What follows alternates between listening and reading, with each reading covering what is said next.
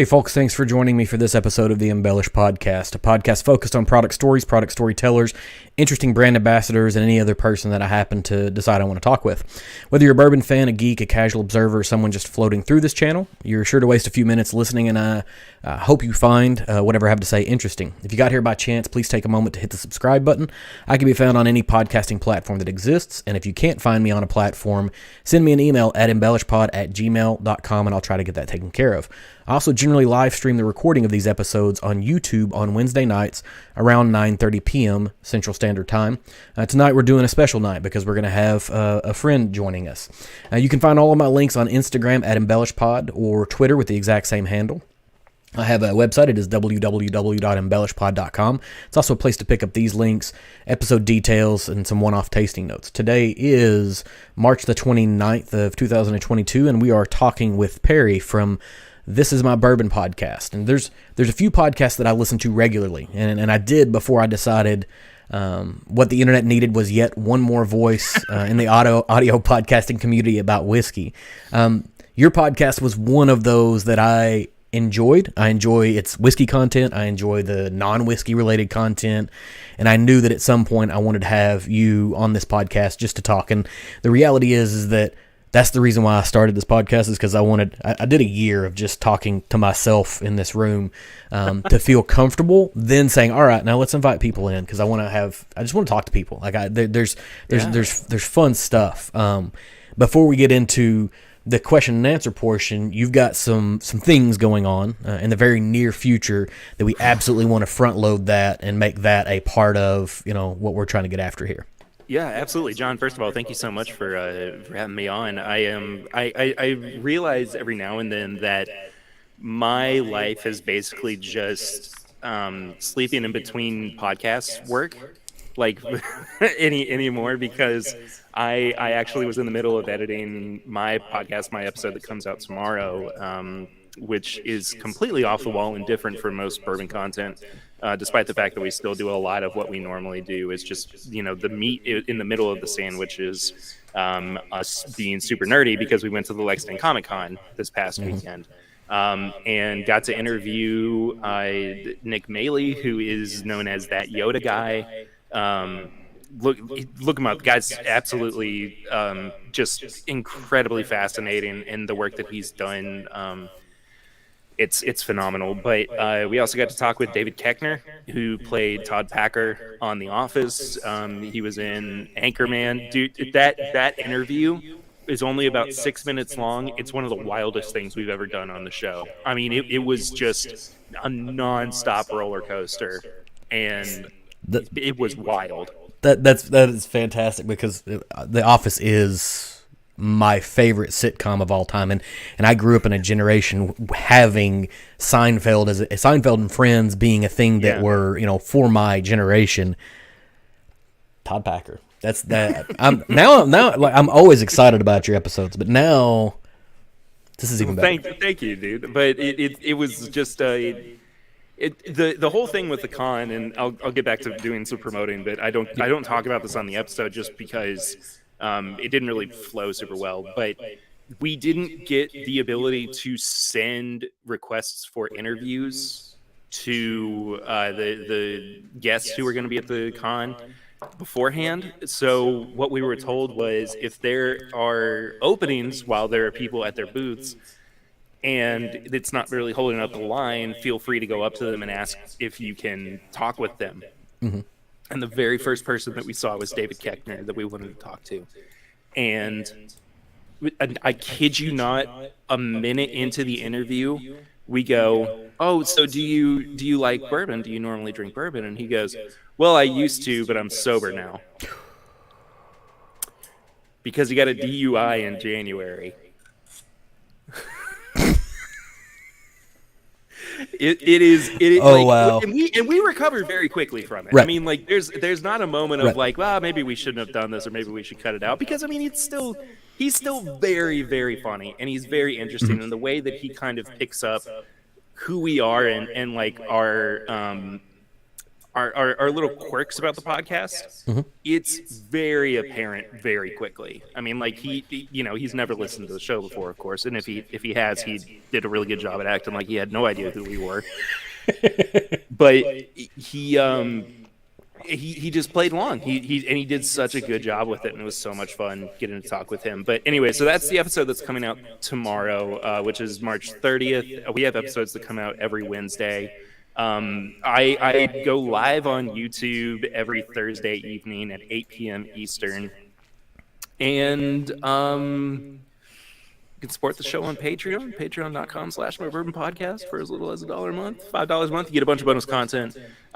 We've been doing some really, really goofy, fun stuff over there recently. But I guess the big one is that we are doing our first like really big meetup where it feels like we're structuring things around like making sure that everybody has something to kind of do throughout the entire weekend. But it's going to be a Memorial Day weekend. It's going to be here in Lexington. And we are going to be crowning everything or capping everything off with a live show on that Saturday. I believe it's the 28th. So just under 2 months away.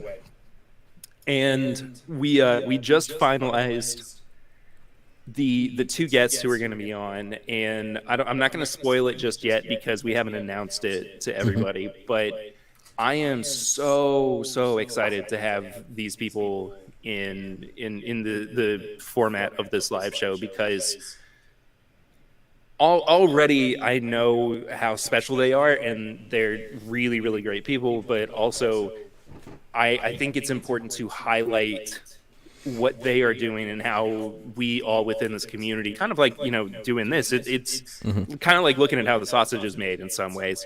But like being able to come on your show too and being able to talk about myself, which always makes me slightly uncomfortable. But just showing support for other people within this this community and this medium and everything. So if you want to find out more about that, you can send us an email. This is mybourbonshop@gmail.com, or hit us up on social media at mybourbonpod or at Whiskey Mutant, who is Eric, my co-host. And he's doing a lot of the like constructing of the skeleton for this thing, and I'm just kind of like adding little pops of color here and there, and like making it, it just enough to where it's like this was a collaborative effort, but at the same time, like things would not have gotten as far as they have already, and wouldn't have gotten as far as they will have by the end of it, but without Eric.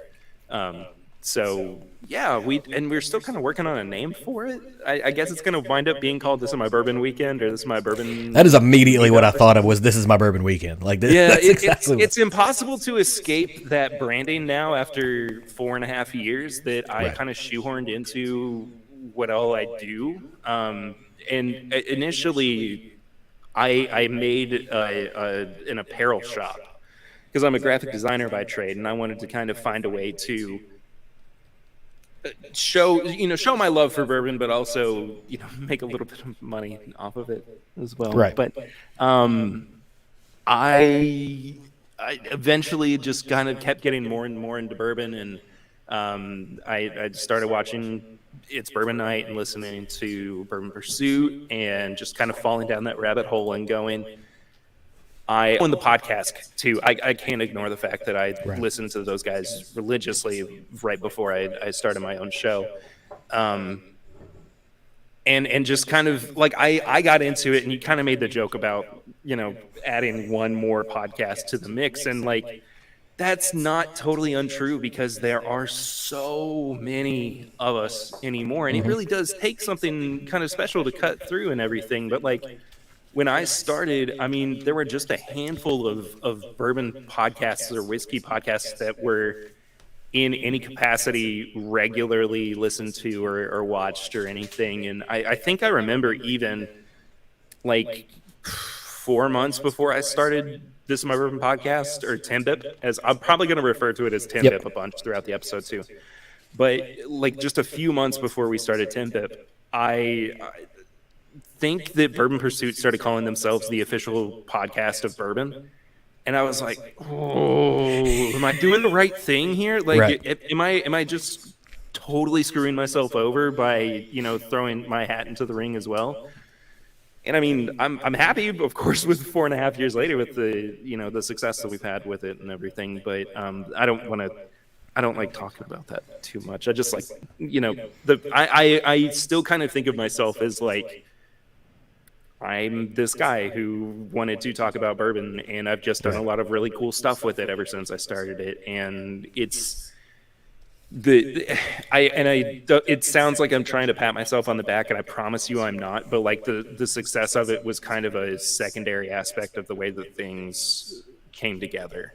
Yes. So Yeah, no, you're not wrong there, and this is sort of the conversation that John from Dad Drinking Bourbon and I had over the weekend on Messenger. And it's not that, like, I don't know him. Like, he posted something on Instagram, and I love replied John. something back, and then he sent me an immediate message and was like, and that's the thing that I enjoy about the whiskey community specifically, is that Yeah.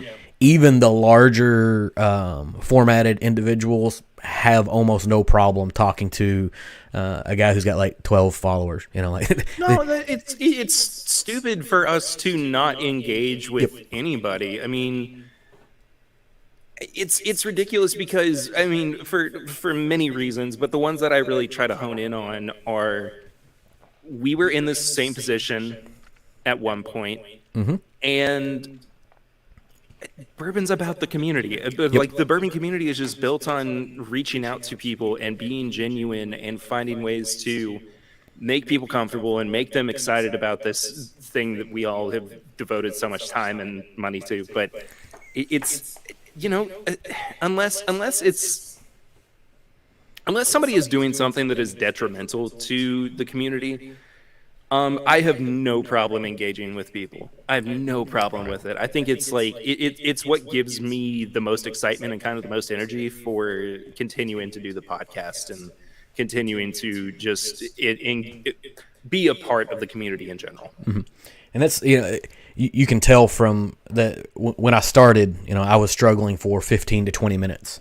Sure. And now I can run 30 minutes on my own, and I talk for a living. Like I have meetings. That's just all I do is talk. But you can tell the difference is that as soon as you introduce another person, I have not had a conversation with a person around whiskey that has lasted less than an hour and a half. Like this is you just sort of feed off of each other because whiskey and bourbon and brown spirits specifically are very communal in nature. It's not like vodka where you're going to the club and you may be in a community but no one's really connected.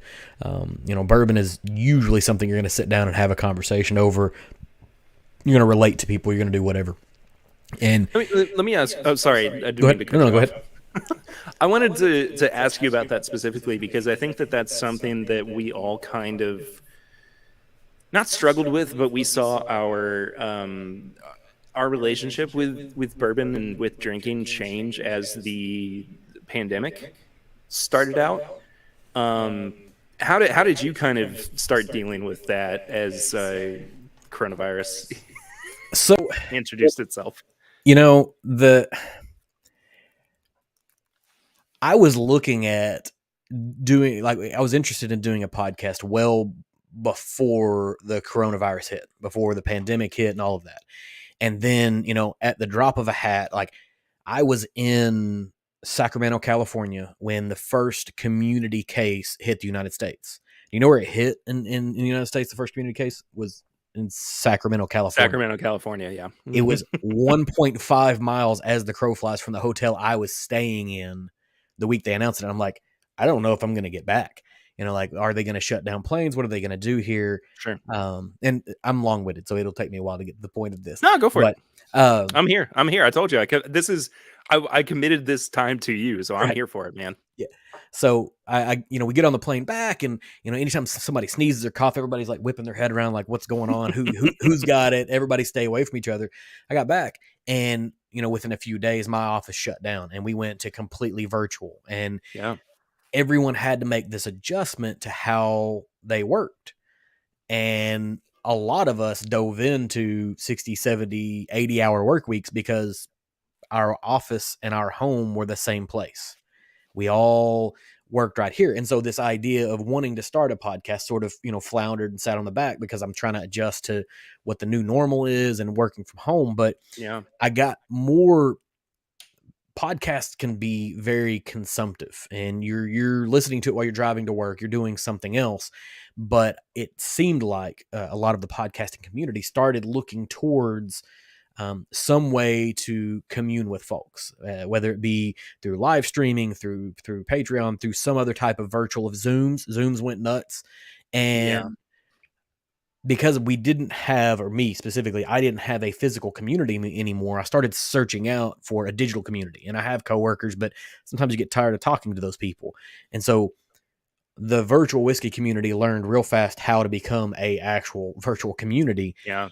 And the more that I interacted with people, did a live tasting, did a Zoom, did something else, the more I wanted to do it some more. And then it kind of bled into, all right, let's start the podcast so I can do this on a regular basis. Because I'm in a remote part of Western Kentucky, and finding 15 people that are really, really interested in whiskey to the level that I am is not difficult, but it's difficult to align everybody's schedule and be able to kind of meet up. And so, all of that to say, like, it made available and made more realistic having virtual whiskey communities. And what I'm interested in seeing is, as things start to relax, and we've got Whiskey Weekend coming up this weekend, and then you've got your event, and there's a number of events that are starting to happen. I think, and I'll give you my relation, I think that these are going to mean so much more than they did before. Right? Yeah. Yeah, for sure. And I do think that people were, I won't say completely unaware of the importance of that, because I mean, I was fortunate enough to go to the first two Whiskey Weekends and just feel the intense love and sense of community that is present by being with a group of people like that for 4 days, and just constantly like loving on each other and everything, and just being happy to be in each other's presence. And um I do think though that, yeah, like, things are going to start in some ways meaning more, as I agree with you. Just, we're gonna see an intensity of, excitement for just being with people again, that we didn't have in particular ways beforehand. But like, part of me asking that question too is like, is it's almost like self self-confessing, I guess, or like um self-shaming. Not I don't think that's the exact way that I want to put that, but like, the outset of the pandemic, like, was, I mean, for me it was rough.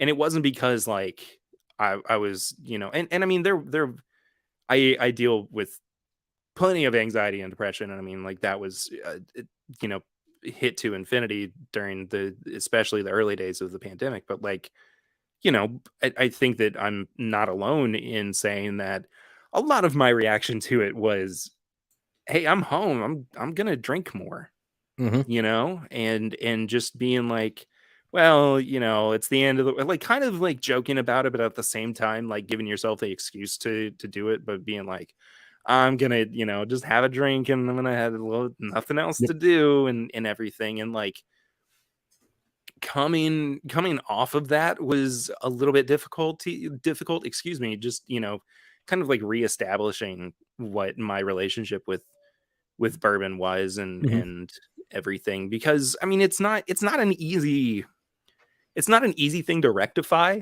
initially, but it is an easy thing to fall down the rabbit hole Yeah. of. And um we were all left with like this big void of what life was, yeah. and how do Yeah. you resolve that? And you don't have, and this is the thing where I think that community, whether it have been whiskey community or where you work or whatever, like, having a community to rely on helped resolve a lot of those things. But there's nothing, like, it's very hard to replace human interaction, Oh in a yeah, for sure. in a world For like we're sure. in right now, it's incredibly hard to replace it. And there's this music artist. He's an Americana artist. His name's Drew Holcomb. You may or may not know who he is. I do know Um, Drew Holcomb. Yeah. yeah. So my family, huge fans of Drew Holcomb. We've been to see him, a handful of times. That's But awesome. whenever the pandemic hit, you've got these people who are used to touring a couple hundred days a year, and now they're sitting at Hmm. home. And so he and his wife started doing this kitchen concerts, and they would do covers. And every once a week, they would do 3 or 4 songs. They would do them live on Instagram and sort of trying to create that community back again. And so they could see people's feedback, and they're playing, they're covering Willie Nelson, or they're covering Nirvana, or they're covering whatever, right? In Yeah. their Americana sense, right? They're not trying to recreate it.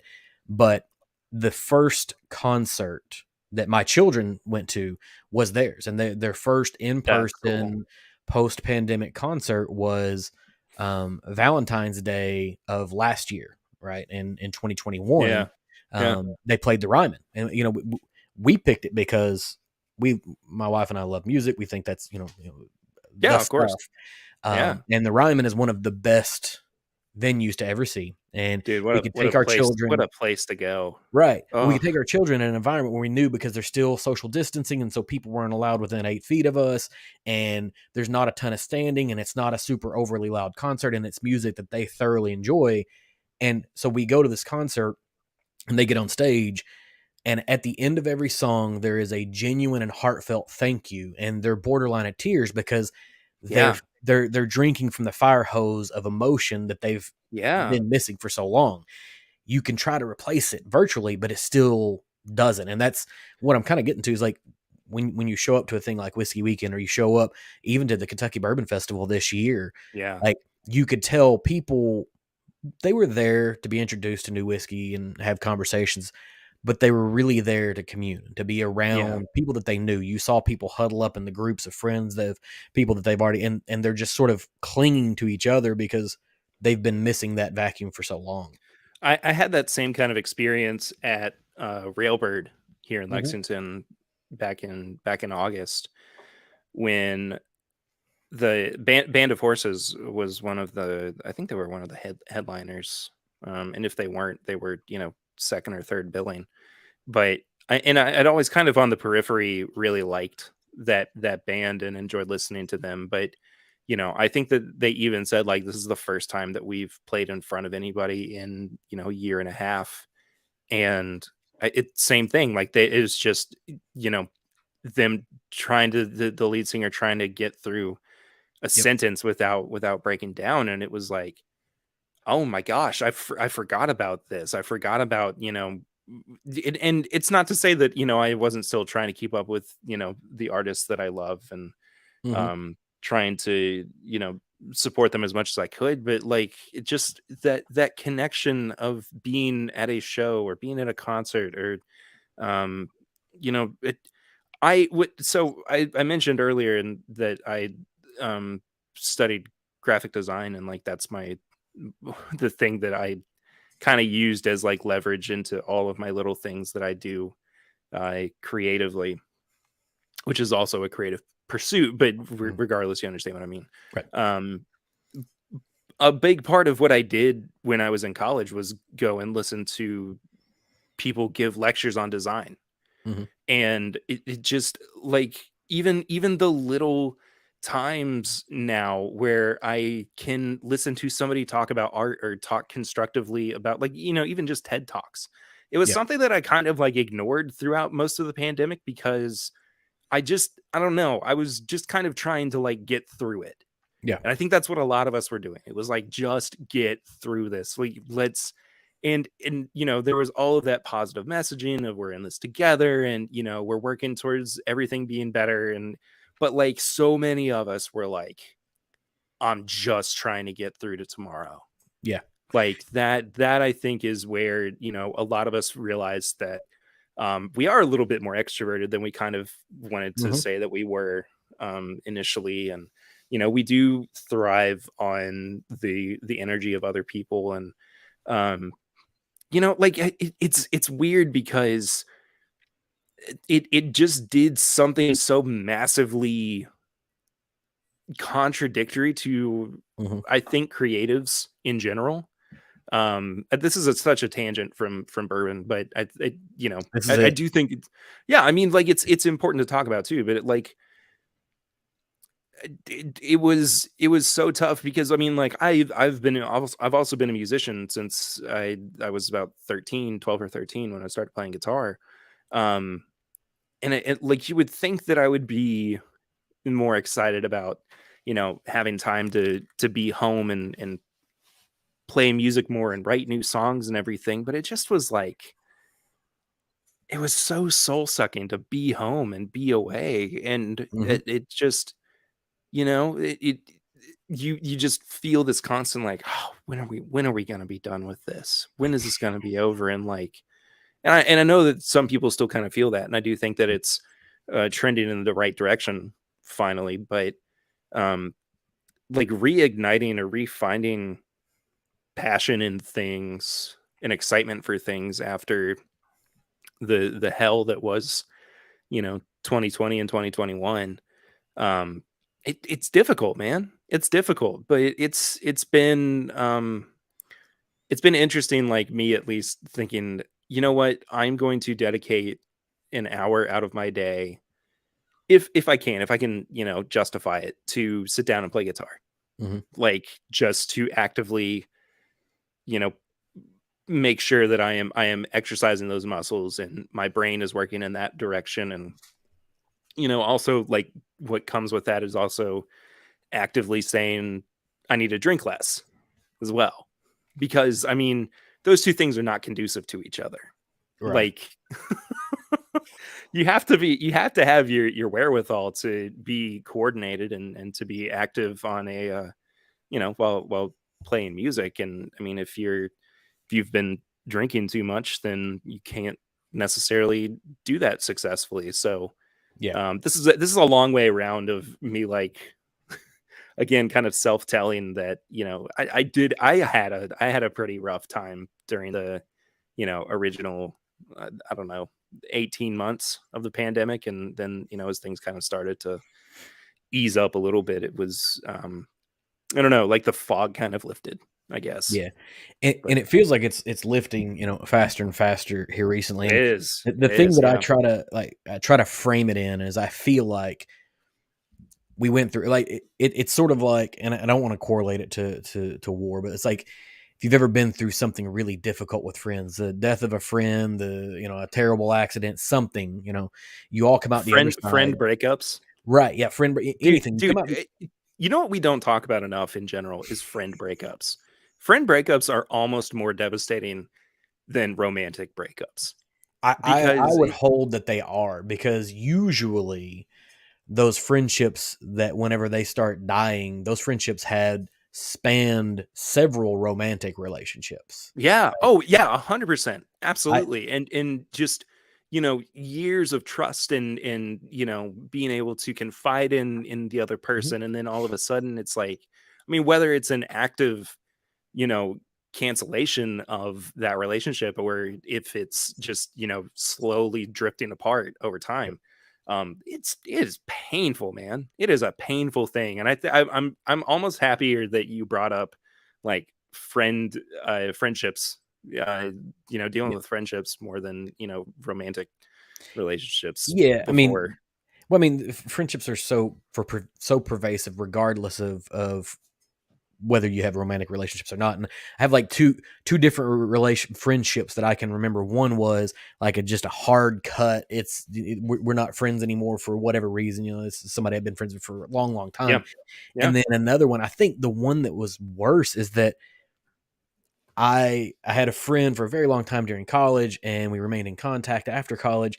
And my wife and I went up to visit this friend where they live, and I literally watched the friendship die over the course of just spending a couple of days around this person. And Oh my we're gosh. still friendly, um, it's not that there's any animosity. Like, I went to the person's wedding, spent some time after the fact, but you could just tell that it wasn't there anymore. And it's sort of like, Yeah. if you lose a family member in a snap, or do you watch them deteriorate over time? Like, which is worse? And they can Yeah. all both have their different unique problems. Yeah. I wish that we just kind of in general would talk more about how hard it is to cope with the ending of friend relationships. Right. I just like it, there was one that I had in particular, and we had been friends for I close to a decade by the time that we actively parted ways. And I just it was such a weird moment, like adjusting to the fact that I can't just text that person or call that person and say, I hope that you're doing well. I know we haven't talked in a little while, or, Hmm. here's what's been going on with me recently. And, um, it's not to say that new friendships and new relationships don't like evolve out of, you Hmm. know, the gap that is left, but like that, it's a really hard, like a level of trust to, build up and regain over time. But I do think that, I think that this is also not incongruous to the way that people develop relationships through bourbon and whiskey too. But it does allow you to be a little bit more. Um, Sorry, the cat's eating food next to me. So if you hear large I don't hear anything yet, chomping but noises, it is what it is. it picked up in my headphones through my mic. So I Mhm. don't know if that's. I share a room with the cats basically, where I have all of my equipment and my bourbon. They'll But eventually. um, Our cat will come up here eventually yeah, and meow yeah, at me for absolutely no reason whatsoever. yep.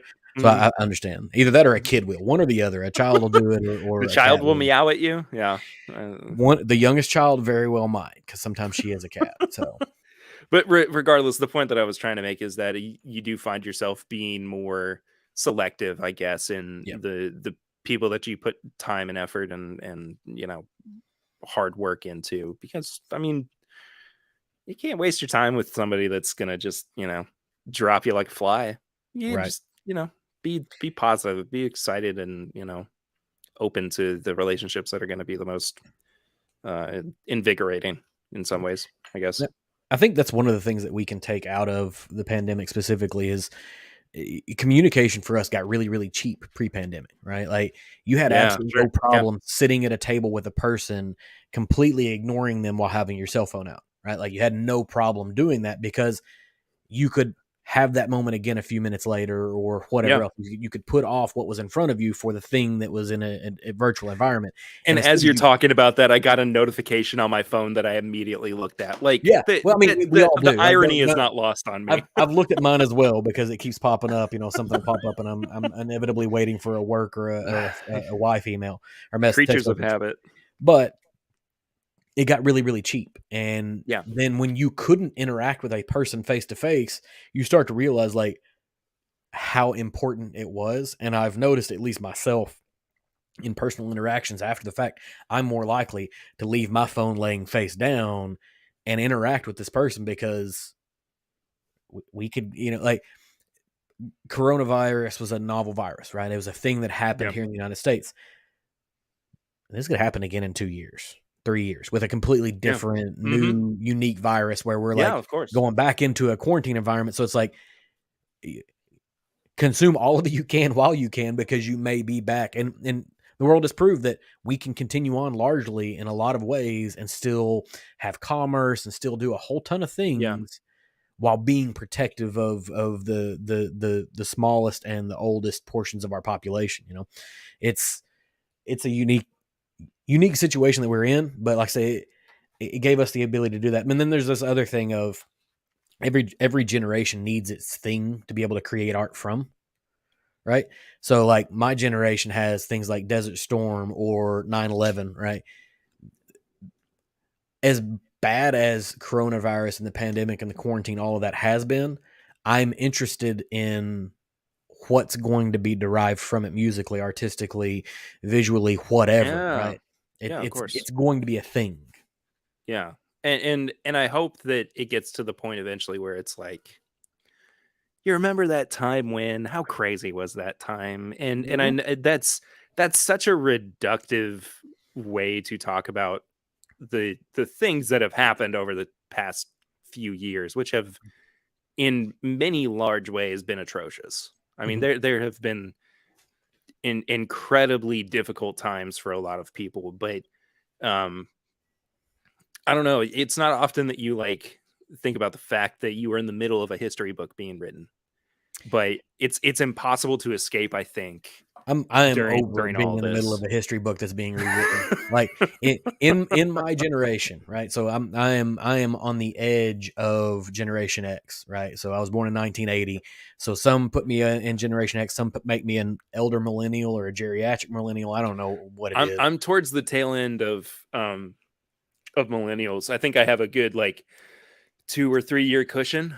Right. But yeah, yeah, But that I we get it. we got to see like the Challenger explode Yeah, in real time. Like that's the thing that we watched as kids. Like we're all sitting in elementary school, we watched this thing happen. So there's history, and then and this is the thing that's really messed up. Like I've thought about this a lot here recently with what's going on in Ukraine because now we can watch what's happening in Ukraine on TikTok. But when I was a kid, like every night the news was just displaying in real time what was happening in Desert Storm. Like we were just watching war happen yeah. and being enthralled with it. And then we have the LA riots and we watched all of that happen in real time. And then we have the OJ verdict. We have like there's so I'm ready to not like can we have a dull period for a little while? Just no news. My favorite thing I think that I heard after and maybe like halfway through the pandemic or the 2020 was somebody saying like, can we just count can we just not count this year? Like, Yeah. can we just say like if you were about to turn 30 in 2020, like you can skip that, and in 2021 you can actually be 30. And Yeah, like like if it we was do just kind over. of a pause button Yeah. for everything. And like, in some ways, I mean, it was kind of like that. I mean, we did get the chance to be more mindful and sit back and think a little bit more about the way that we approach other people. And I've said this many times recently, but the biggest thing that the pandemic did for me personally was expand what my grasp of empathy is. Yes. I it's just and it boils down to, and if I ever get asked the question of like, why are they doing that, or why would somebody think that or feel that way or whatever, it's Mhm. just and it is again a little reductive, but the answer for me is, quite frankly, they're just not wired the same way that I am. Right. I mean, it's all part of the human experience to not see things through the same lens, And that can be and okay. Like and we can be okay with it there's to no an reason extent. for it not to be okay. There's I mean, there are some things like there are some things that you're just not well, allowed to see there are things that way. exceptions. There are Right. But exceptions, for the yes, most but part, like yeah, we're getting I think we're swinging because I agree with you. I am not a naturally empathetic person at all. My wife has all the empathy for us. She is an emotion eater. Like if you're feeling something, she's in it with you all the way to the end. yeah, And yeah, I'm the let's not have emotions and let's just talk about be Dr. Spock. I'll be Dr. Spock here, and she can be your empath connection. But yeah. this thing has put me in the same sort of situation where it's like, look, everybody's dealing with this in a unique and different way. Yeah, for And sure. if they're not hurting me and they're not hurting somebody else and they're not breaking a law. That's key. That's the thing, man. Like that is the most key thing that, Mhm. and I mean, like I even had some kind of like grasp of that when I was younger Mhm. too. And just saying like, do whatever the heck you want as long as it's not hurting anybody else. But like it's I don't know. I feel like even that can be a little reductive and a little bit too simplistic in terms of trying to, you know, justify why somebody else might be doing something Well, you've got to that understand you're it from a not doing. simplistic. You've got to understand it from the simplistic viewpoint before you can understand it from a deeper, Absolutely. right? Like, so you got to start. It's Absolutely. foundational. Like, you may never take it another level. It's somehow there's philosophy 201, 203, 203, 204, right? 201 is going to give you the basis to understand the rest of it, and you may never go a step further, and that's okay. Yeah. But you may choose to dive in head first, and then you end up in some really and Swan made a really great point here. It's a bit crazy I how saw many him. times once in a million events have happened in the last 15 years. It's been wild. It, And I know that like, um, I don't know. I think that the older millennials of our, of our generation kind of feel that weight. I think that your, tail end of Gen X definitely feels that weight too, of just like, when you look at the the decline in mental health and the way that people, are kind of dealing with things. It's like, dude, and I mean, there was that period too. I don't think that we're quite feeling it anymore, or as much as we were, but it was just kind of like waking up and going like, all right, what's next? Like, what's the thing that's happening today? Right. What do I have to deal with for the next 12 to 15 Like, hours? whatever happened with the murder hornets? Like, remember that? Bro, the murder hornets. Like this is the like we were all waiting for zombies. Like everyone was waiting for zombies, and the zombies never happened. And like, that's how ridiculous it got. I wanted, and like the slightly sadistic part of my brain was like, I wanted everything to just kind of happen at once. Mm-hmm. Like just to kind of like, maybe not even sadistic, but just to like kind of get it over with. Like, right. Oh, we've got a plague. Let's get it over with. Oh, we've got the murder hornets. Let's get that over with. Like, just, just off. going through it so that we can have like peacetime for a little while. Right. And it's part of being an adult and part of like growing up that you realize that it's not that easy. Like, you can't just finish all your work by 2 p.m. on a Tuesday and then relax for the rest of the week until you have your 40 hours. Right. Like, it's never going to be that simple. No. But on the off chance that it is, we do still maintain some of that hope where it's like, how much can we cram in the next couple of days?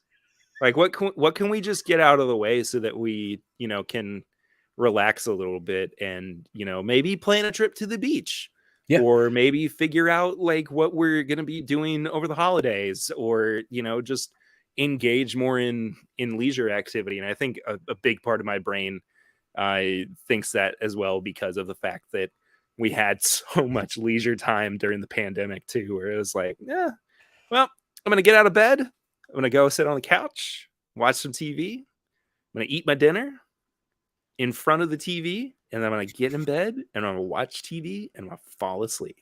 Right. And that's the end of my day. There's a song out there, and I can't remember what it is, but there's a particular line. Let's just skip to the good part. Like, can we do that?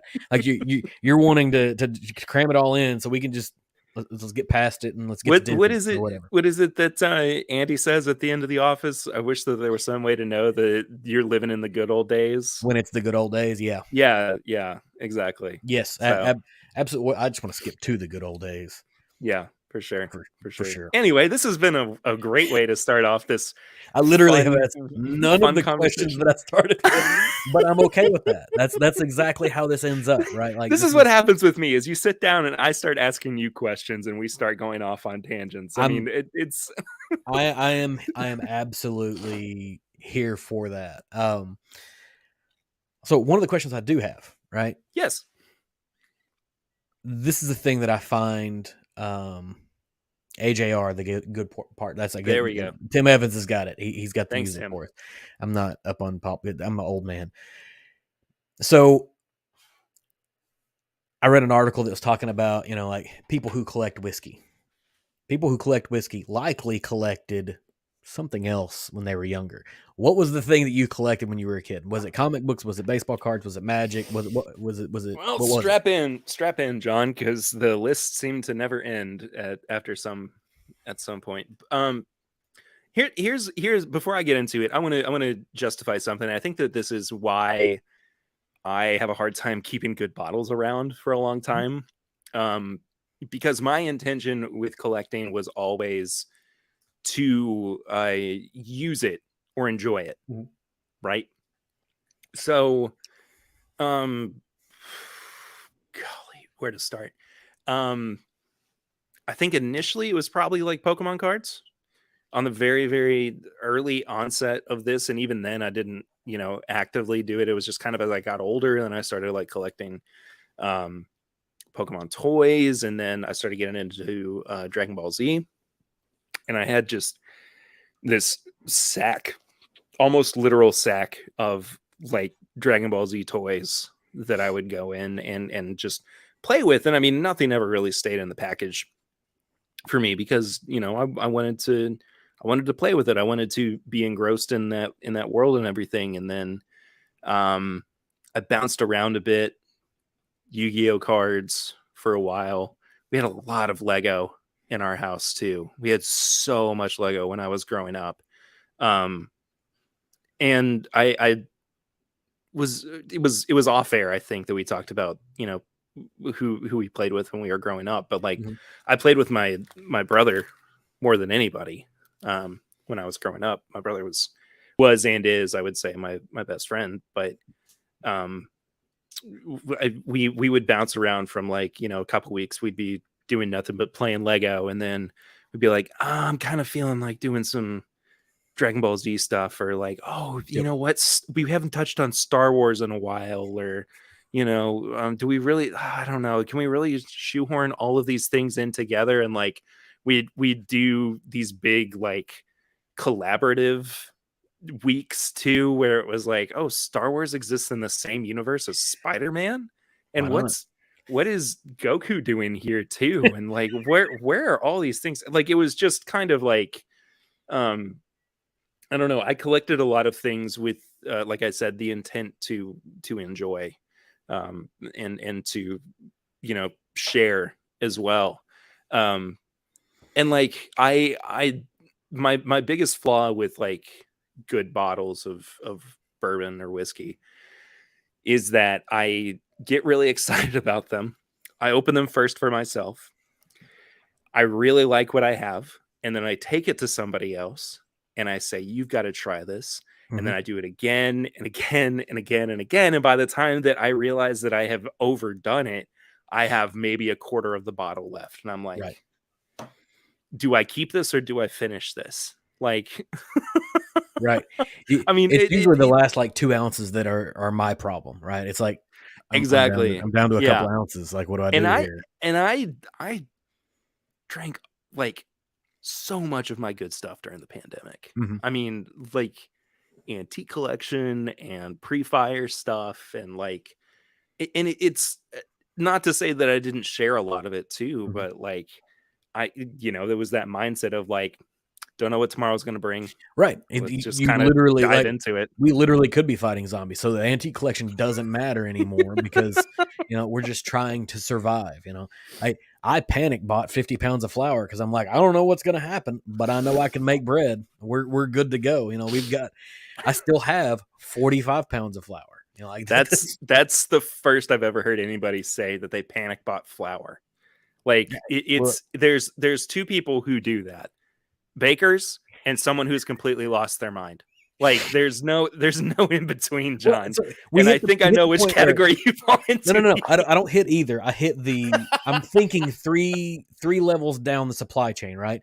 We ran out of bread. You remember, Okay, like, when we couldn't find that's bread. totally Right. fair. You couldn't find bread. And then after that, you couldn't find flour at the store to make bread because everybody was making pandemic sourdough bread. Right. And there's a Yeah. local, like, co-op type thing where you can do bulk orders, and they'll do like fruit in the summertime. They'll do, apples. Yeah. You can get 50 pounds of apples for dirt cheap, which we did to make, cider out of, because I want to, experiment with things. Like, we Yeah, try a bunch of stuff. exactly.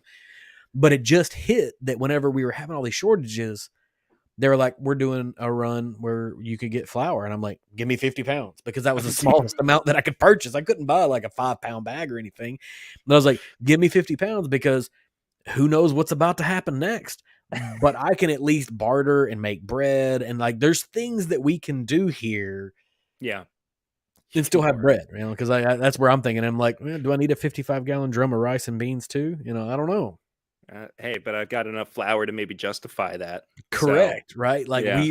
we now have a general store. So when everything collapses, we can barter off, like that's where it is, and the whiskey's antiseptic / medicine / whatever, like, Mm-hmm. you can do all these things. But no, a little bit crazy, but I shouldn't have been so reductive there. I apologize. No, you're not wrong, because my wife said the exact same thing. She's like, what are you gonna do with 50 pounds of flour? And I'm like, I don't know, but it's not expensive.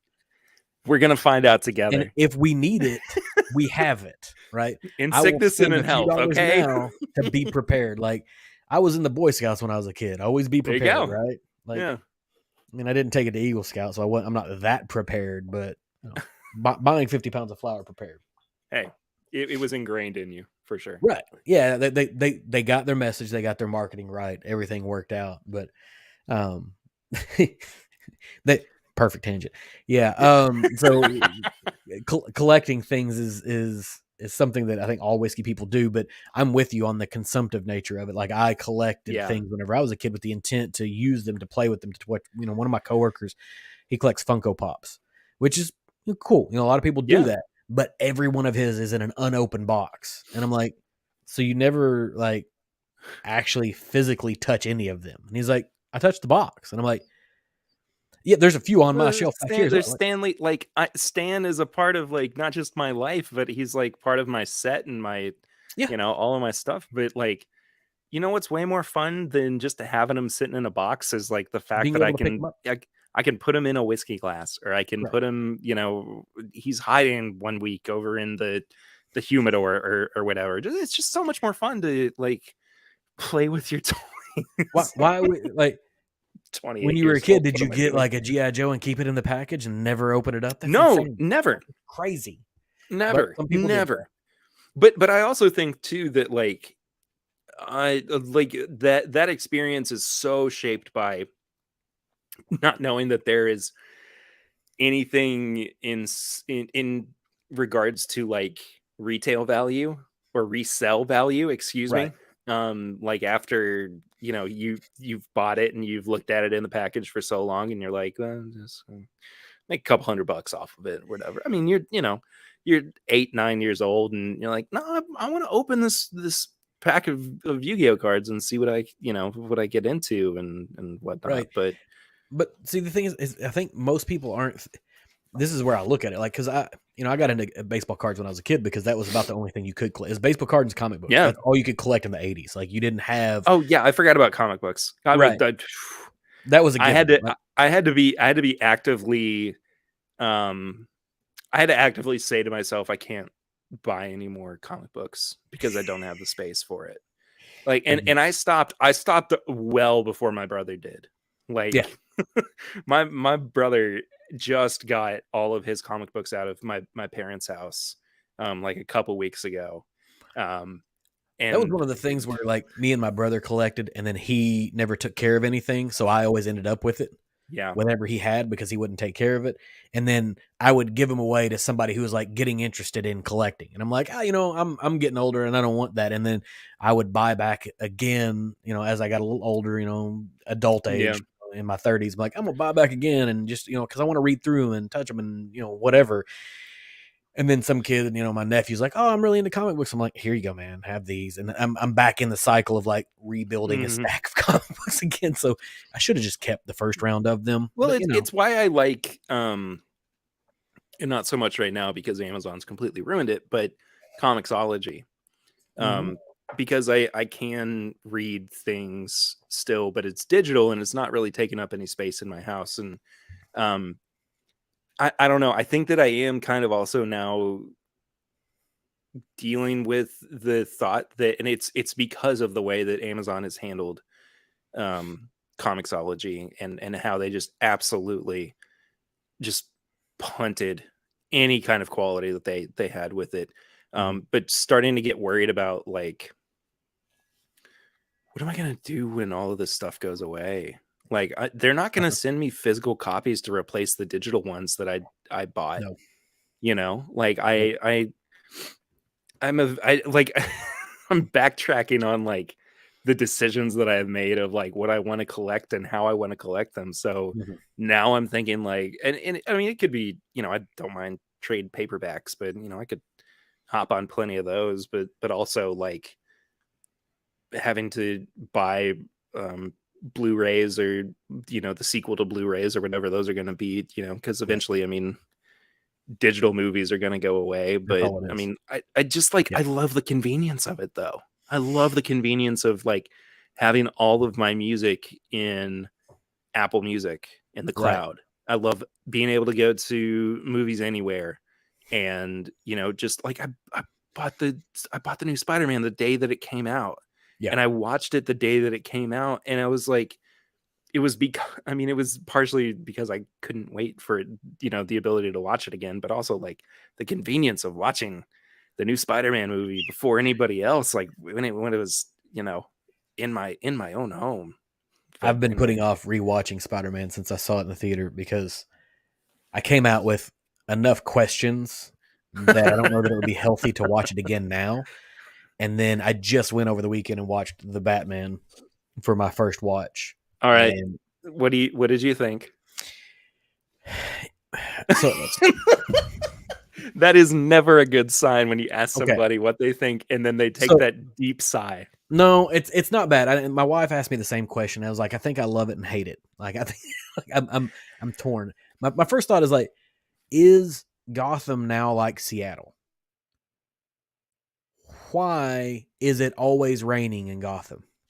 Like doesn't that fit? But I feel like that fits the general vibe of what Gotham is, though. Does it need to be rainy to fit the vibe? You can get the dark and overcast and gritty. You can get that vibe without the rain, right? Like it literally rained for a third of the movie. There's something about asking the question, is Gotham like Seattle now, which implies that it rains a lot, but they've got great coffee. It may not be. They were a big part of a new musical style that came out.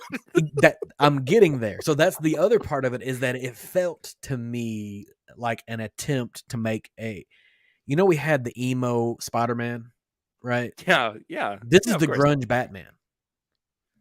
I've seen the comparisons between Robert Pattinson and the lead singer of the Smiths and My Chemical Romance. This is the grunge Batman, and I'm here for it because like grunge is my generation, like Nirvana, like yay, we're all here. It's in the movie. They're literally making Chicago is the best Gotham backdrop. Just saying. Okay, I don't disagree with you, Tim. I don't either, but it felt like now Batman as a detective in this I enjoyed thoroughly. A+. Pattinson as Bruce Wayne, I think will develop well. And I think, that's the concept is he's going to get his footing. And spoiler alert, if you haven't watched it yet, you don't want to. It is what it is. Yeah, at this point, you're actively avoiding it. Correct. I wasn't actively avoiding it. It was just finding a time when I could go watch a 3-hour movie and my wife is not interested and my children are not interested. But I made it to a matinee over the weekend. They're already being outstripped in sales by someone else. So that means that you've had enough time. Good time. Yeah. But I think he will develop into a good Bruce Wayne eventually. But there was a significant amount of the movie that was also just like him looking down at an angle or him looking up at an angle and not speaking. Like it was, they were trying to use his body as emotion way too much, I felt like. So a lot of my problem is more cinematic than it is storyline. Yeah. Like it's raining all the time. I'm going to look off here pensive. I'm going to look off here angry. I'm going to look off here sad. Like that's what a ton of it was. The introduction of the Joker, I'm excited about what it can bring.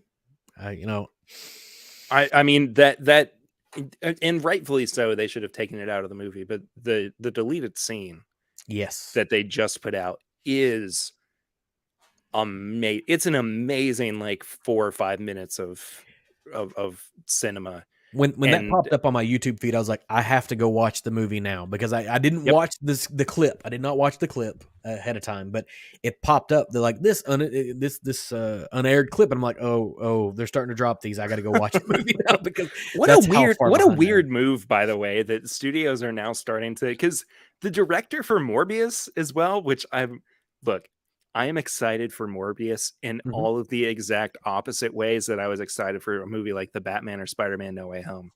I cannot wait to see how utterly garbage Morbius is. I think it is going to be one of the worst movies I've seen in a really long time. But like the director went on in like an interview and just spoiled a bunch of the stuff that was in the movie. What are you doing? Why are you doing this? I think that they're acknowledging the fact that exactly like you said, you can have purchased a digital copy of Spider-Man the day it came out.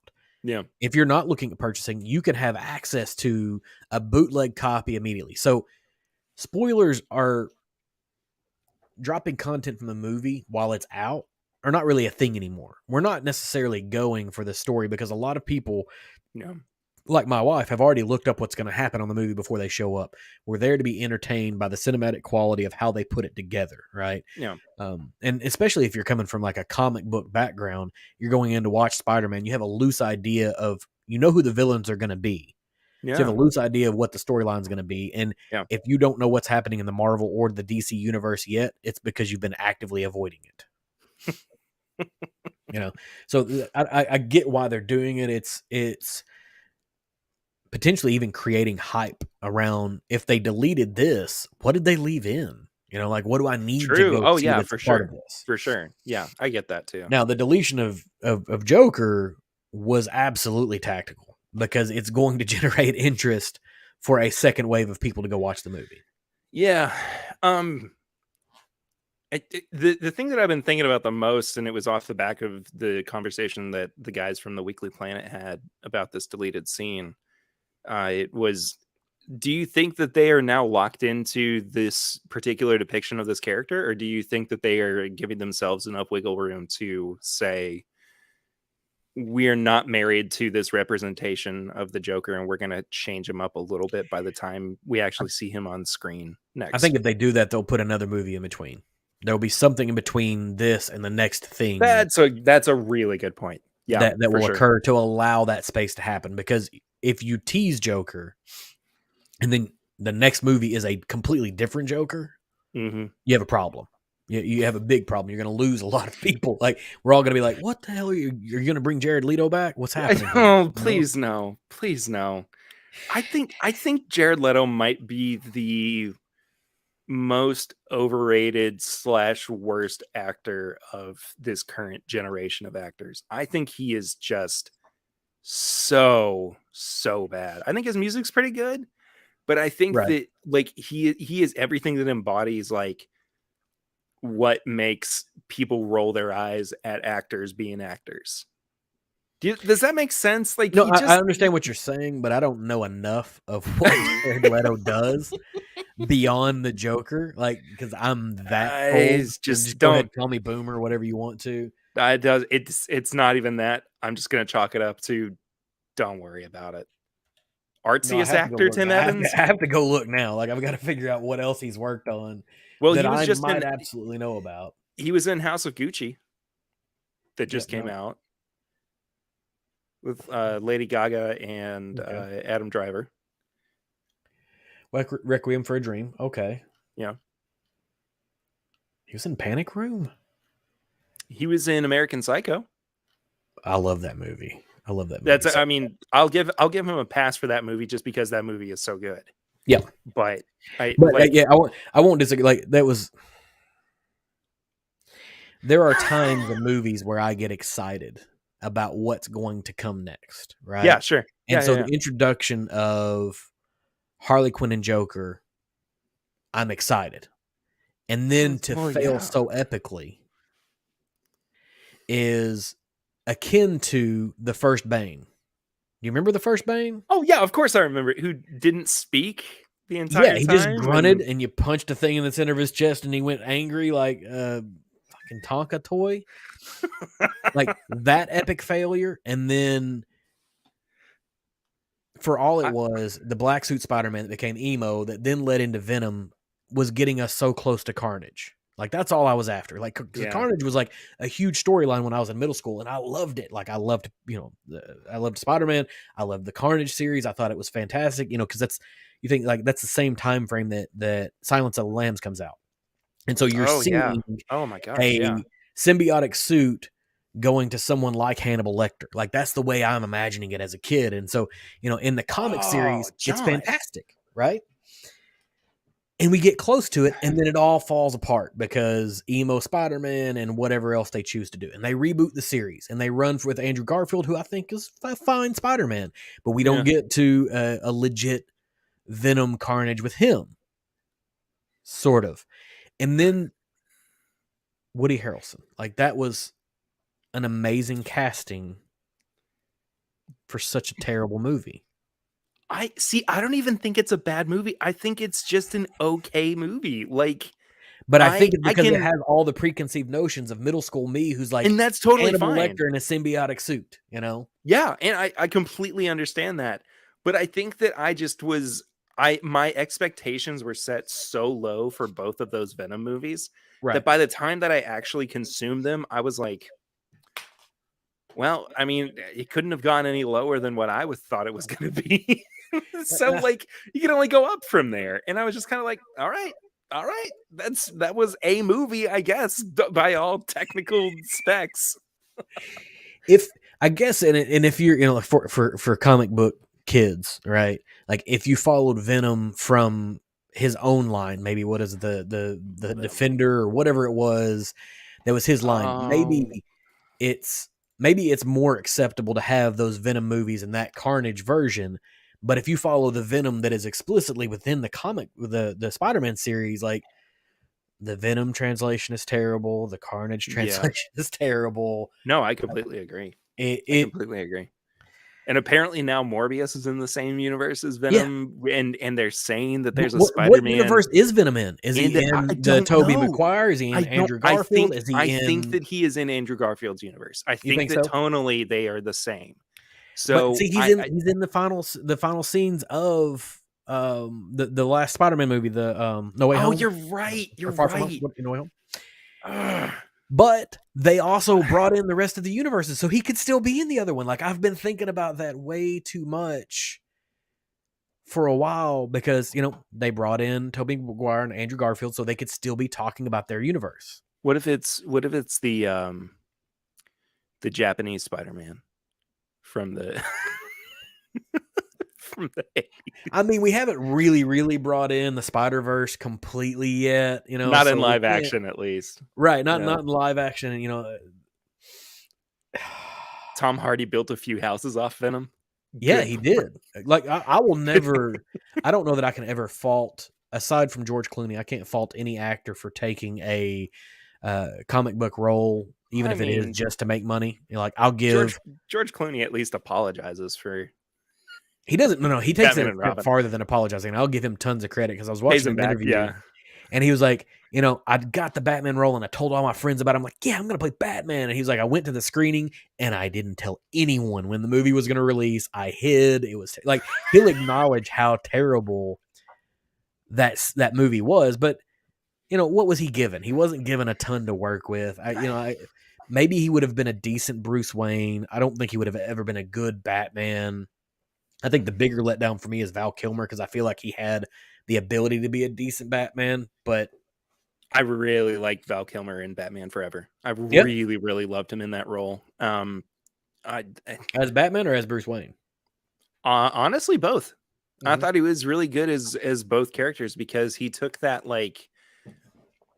he took that really divisive nature about Bruce Wayne where he's super just kind of I mean the biggest thing about Bruce Wayne is he is constantly battling with his inner demons, Right. right? And that does bleed into the persona of Batman. So when that time comes, I mean, if we are not, and it's not to say that there haven't been other actors that haven't portrayed this very well on screen, because I mean there have, Mm-hmm. but I think that he was kind of like, I don't even really think that, um, oh my gosh, my brain has just completely left me because all now I can think of is Val Kilmer, George Clooney, and Michael Keaton. Okay, there we go. Yeah. I got it. I got it back eventually. But Mm-hmm. I don't even really think that Michael Keaton brought that to the screen. I think he did a good Batman. I think he did too. But I think that His Bruce Wayne was trash. Like, there's not been Michael, a great Bruce Wayne to me. right? But I think that Val Kilmer did such a good job of making those characters play off of each other.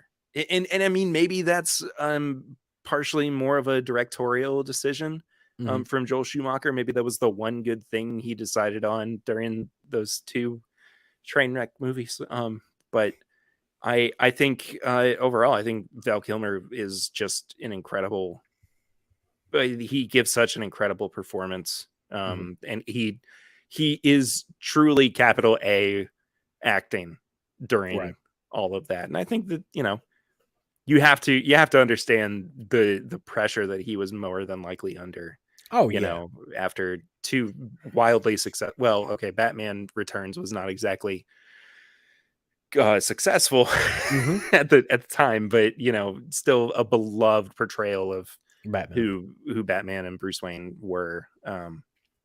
It's understandable that he might have felt some weight on his shoulders at that And point. maybe that's what we're giving Pattinson such a pass, is that we've seen a step from a good Batman to a potentially bad Batman, and we sort of expected that to happen again, because for all the things that Christian Bale wasn't, I felt like that series was good, right? Yeah. And they're beautiful movies. They've got a great story. We expected it to fall apart afterwards, because that's what's happened before. Exactly. And I mean, some of the execution of particular storylines was not exceptional, but I mean, that's just the nature of it. I mean, it is. I wonder what our view of a movie like Dark Knight Rises would be if the predecessor weren't arguably the best Batman movie of all time. Right. Like, I mean, ultimately, it's designed to fail at the end of the day, because the Dark Knight is just, it was so groundbreaking. And I mean, you look at all of the movies that have since copied it in terms of like the way that they structure plot. I mean, the James Bond movie that came out like 4 years afterwards, Skyfall, was almost the exact same plot structure as the Dark Knight. Right. I mean, that is a very quick turnaround to see the impact that a story like this movie has recreated into yet another movie. So pros and cons, but I do think that Dark Knight Rises has its merits, but at the same time, it's got some rough points. How do you get up out of that? How do you get up out of that pit there, John? How do you get out? How does his back get fixed so quick? Because he had a poor man's chiropractor at the bottom of the well, which basically just snapped his bones back into place. I mean, that's not healing. That's not healing. That's refracturing. Look, I've been to a chiropractor before, and they've told me they can cure diabetes with chiropractic. So I'm quite sure that it is. That's back it up, everybody. We're going home. no insult to chiropractors across the world, but that you're not. Yes. How did he cure himself? Like, we completely missed the whole Azrael series where like someone becomes Batman while he's gone. Exactly. And because that was another storyline that I loved as a kid was, like Bane is exciting because he defeats Batman where Joker never could. Yeah. I think I have that. What was the landmark issue that came out during the Nightfall run? Was it 500 of Batman? I could probably pull it out from under my desk. I think I. All right. Let's not go too far here, John. Let's you're not wrong. That sounds terrible. I got you. Yeah. But I think I have even like that issue somewhere. But yeah, 500 is it. Man, the things I have stored in my brain. Anyway. Yeah, we keep veering off. I know that you have more questions that you wanted to. Oh no! Like there was a whole bit on comics here. Like this is the place I knew I wanted to go for sure. This light over here died. We'll see if this one makes it. If it does not, I've got backup, so we're good to go. Okay, so we're in the vein of comics. What is a comic book that was made into a movie that absolutely never should have?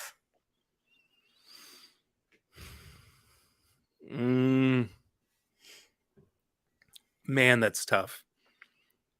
Because there are so many lessons that I think we learned from those failures that allowed better movies to come out of them. Oh,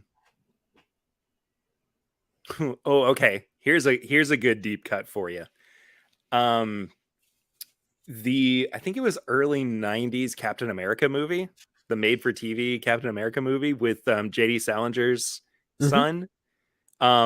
Absolute nightmare. Just an unnecessary, really low budget, poor excuse for a movie. Just no good. I'm gonna tell you a secret. I don't really like Captain America to begin with.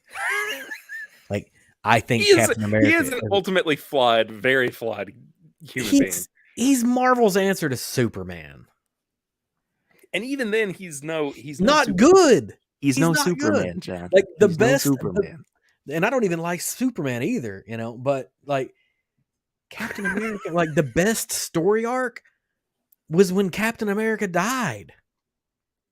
Like that's the That best is a Captain America great. story arc That is ever. a great story. The rest of them are terrible. I don't. There's know. only so much I can. I understand where you're coming from there. I don't like Captain America. But that particular Captain America movie is really garbage. I'm pretty sure you can find the entire thing on YouTube. Mm-hmm. Late 90s, there was a TV movie pilot for the Justice League, which featured no core members of the Justice League other than I think maybe Martian Manhunter and a version of the Flash. Oh no, there was a version of Green Lantern that was in there too. Mm-hmm. Really tough to watch. Okay, maybe I should step back and talk about like movies that were actually in theaters. See, I don't even hate like Batman v Superman. I think it's a train wreck. I think that it has some absolutely massive flaws to it. Mm-hmm. But I really enjoy that movie. Like I have such a soft spot in my heart for that movie, and I don't hate that movie, even though it's I'm with you, and like maybe like Elektra or Catwoman. Like those were two really bad movies that were made. Like I had hope for the like. I have daughters, right? And so I have hopes for every female-led comic effort ever, you know, because I want my daughters to feel inclusive and included and all of those things. And so I agree with you wholeheartedly on Elektra. Catwoman, you know, I don't know that they could have done much more with Catwoman. Like Elektra, they could have done more with that. Sure. But Catwoman as an entire franchise on its own, I don't think makes sense. Just like I don't think that the comic series made sense as its own franchise. But I think that this is going to be unpopular. The comic that should have never been made into a movie but was, to me, is Blade. And I enjoy the movie. Huh. So let me back this up, because at the time when it was made, who was making comic book movies? Like what comic book movies were being made? They was Fox at that point. There wasn't a ton of there wasn't a ton of really good name brand comics that were being made, right? And well, I mean, like X-Men was being right. Made around so you've got X-Men, you've got Spider-Man, Spawn. Oh. No. That's a fantastic movie, and for the budget they made it for, I'm on it. But like to take a risk on such a, and you're in the same vein. So Bubble Bath Bourbon, you're right. In the same vein, like I'm glad it was made because I enjoy the movie. But if I am a movie executive, like we shouldn't be making that. That's a gamble. That's a huge gamble. Now, you know, Blade 1. Oh, so you're talking less like bad movies. That's where I'm looking. You're talking like movies that should either way. It can go either way, but that's what I'm saying. Like, so you're going bad movies, and I can say bad movies like Green Lantern, right? But that's where my take is unpopular. Is like, if I'm a movie executive or person who's going to fund it, like, why am I funding Blade ever? Oh man. Well, I mean, to be quite honest, Iron Man is probably a movie that should have never been made based on the gamble that they took at the time, because I mean, truly Iron Man up until that point was like a B or C list Marvel hero.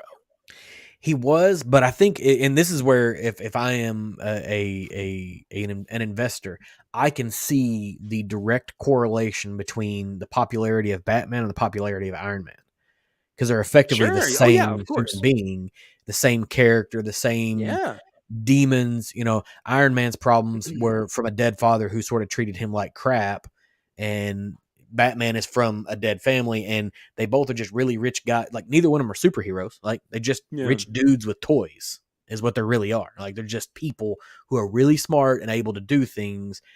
And if you can see people connect with Batman, they can connect with Iron Man if you put enough money into it and you get the right person. If you cast anyone but Robert Downey Jr., I don't think it works. Like, that's possibly Even the best casting ever. even back in the day when they were talking about Tom Cruise being Tony Stark, It doesn't work. It couldn't have worked. It couldn't have had the long lasting. He's not going to deliver the appropriate snark for an incredibly rich. Like, if you could get Tony Stark, or if you could get Robert Downey Jr. to play Bruce Wayne, he'd be the best fucking Bruce Wayne ever. Ooh, really? Yes. He has the billionaire, playboy, rich guy vibe that he can hit just right.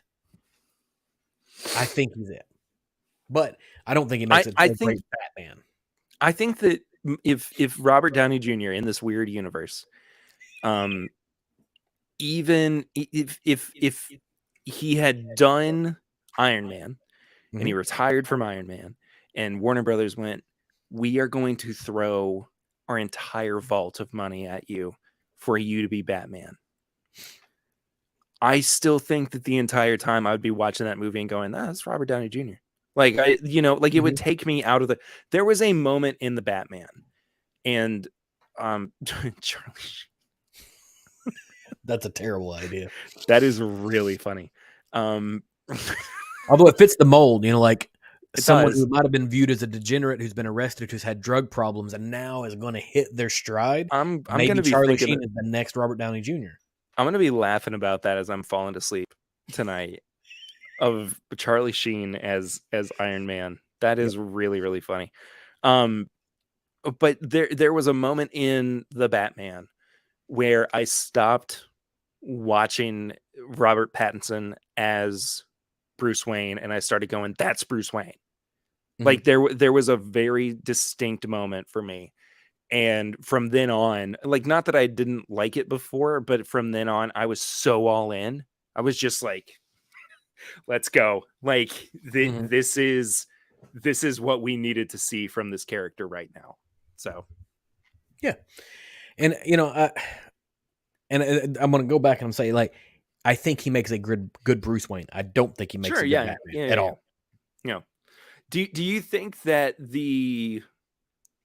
because I still kind of feel like it was a bit of a gamble, but that this is just me, I guess, having grown up in the wrong generation with a lot of his work, but Joss Whedon being brought on for the first Avengers movie, like, I feel like that was a huge gamble that Marvel took. I mean, it's the first Avengers movie. Like, does anyone know it's going to succeed to the level that it does? Because where do we have a marked history of success of ensemble casts of all big, like, where you're bringing in multiple superheroes to put together to make one coherent story? Like, where does that happen prior to Avengers? I mean, literally nowhere. Right. So the entire franchise becomes the gamble in and of itself. And I'll say, like, it's very true. Yeah. This is the thing that, like, MCU has got movies down pat. DC does not. Oh yeah, of course.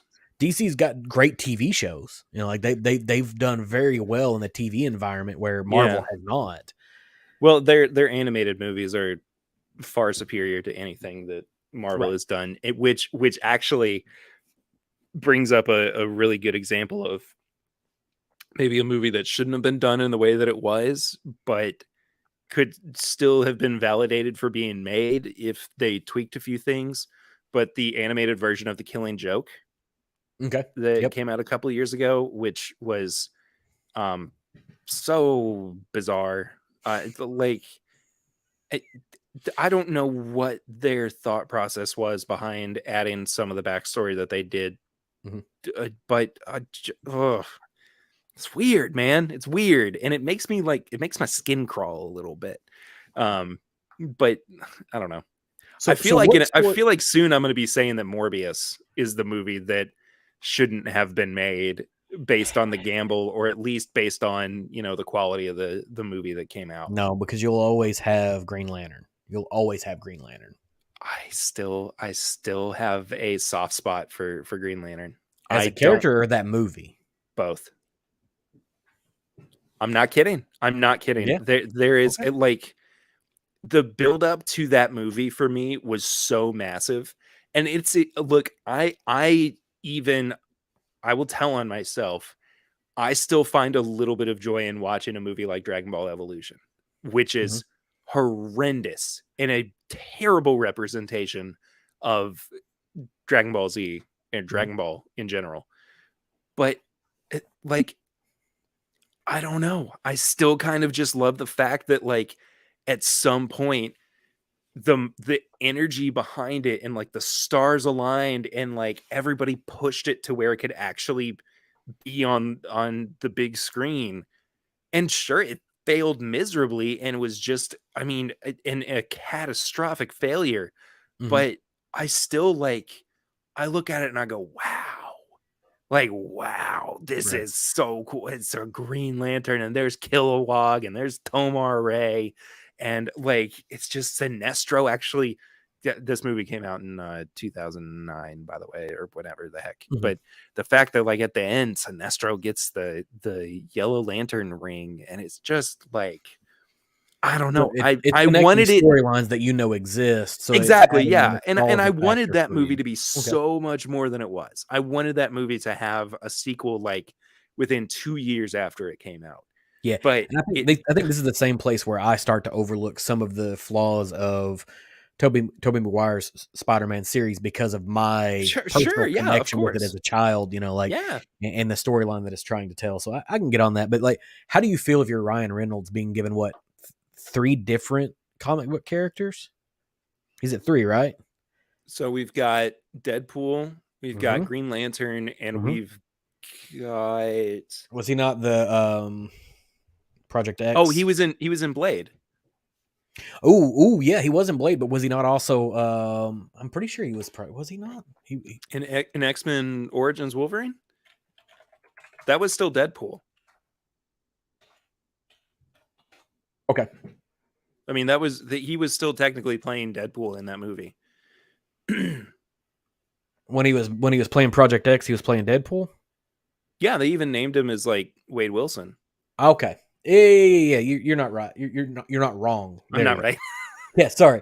That's what I was trying to get at. You're not wrong. I forgot they had named him that. But anyways, Ooh, Whiskey Roast the is Free non-mouth. Guy a hero? I think like No. comic book roles though, he can't Yeah. be. We can't throw him in there. No. Yeah. And I But like didn't. I enjoyed that movie far more than I feel like I should have. I still haven't watched it. I need to watch Free Guy and I need to watch The Atom Project. The Free Guy is just explicitly for the nods to gaming. That's all it is. Like there's just Sure. a ton of really fun nods to gaming for Yeah. me. Um, and Can I ask you something too? yeah, go We ahead. have gone an hour and a half. We have not yet asked each other what we've been drinking. Like, Okay, yeah. So yeah, because I am curious. I am curious I'm what you've been drinking drinking. Matt Porter's single barrel Oh, pick, heck yeah, dude. the Secret of the Booze Yeah. that he just did. This is my lead up to Whiskey Weekend Batch 4. Did yesterday was Bourbon Junkie stuff. Day before that was it's Bourbon Night, folks. There Tomorrow you will go. be podcast stuff. I've got just by Awesome. chance I won a giveaway with a Knob Creek that they did, and so I'll Oh, have that tomorrow. was it Ain't Half Bad? Yep. Dude. I haven't popped it yet. That I just got it. So I won it a month and a half, 2 months ago. It was right before Grease got COVID. And so I was like, man, just hold on to it. Like you can give it to me in Louisville. That's fine. I'll see you guys in Louisville. And he's like, no, I'm gonna ship it to you, but it's after. So he tried to ship it, and the lady at UPS store was like, what's in this? And he was like, stuff. And she's like, is there alcohol in here? And he's like, no, so we had to bring it back and wait another week, and it finally just showed up. So I have not opened it yet because I've that got is like so 14 funny. different Knob Creek picks, like everyone does. But I tomorrow night love will be that it. pick so much. I I killed that bottle forever ago, but Mhm. it I have not yet done a Knob Creek pick with the podcast name on it. Mhm. Um, the very first pick that I went on, I know that I've talked this to death, but if you've never heard this story, this is for you. Um, the very first pick that I went on was with Liquor Barn for a Knob Creek pick. Mhm.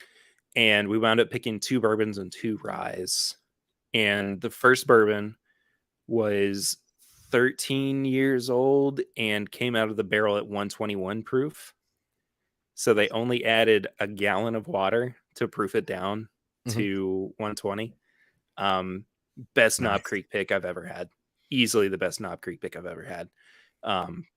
But I want to the Mash Made in Heaven from It's Bourbon Night and Ain't Half Bad from the podcast are 2 of my all-time favorite Knob Creek picks. I will never ever, and I mean, of course, I'm close with the people who picked them, but still, like, I yearn just to be able to like pick something as good as those. Right. You've set your marker for it, and that's, you know, I truly I have. I would prefer to drink things from people that I trust in what they've picked, right? Like Mm. that's like I've got a couple things that I'm picking up over this weekend from you guys specifically. Yeah. Uh-huh.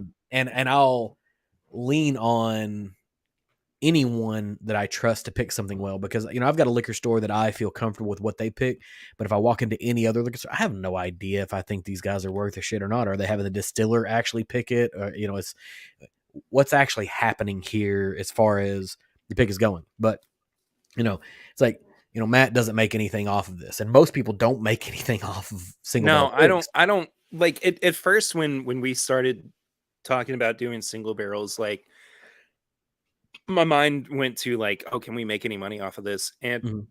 it doesn't make sense logistically Yep. to try to upcharge some of it. And B, Nope. I don't care.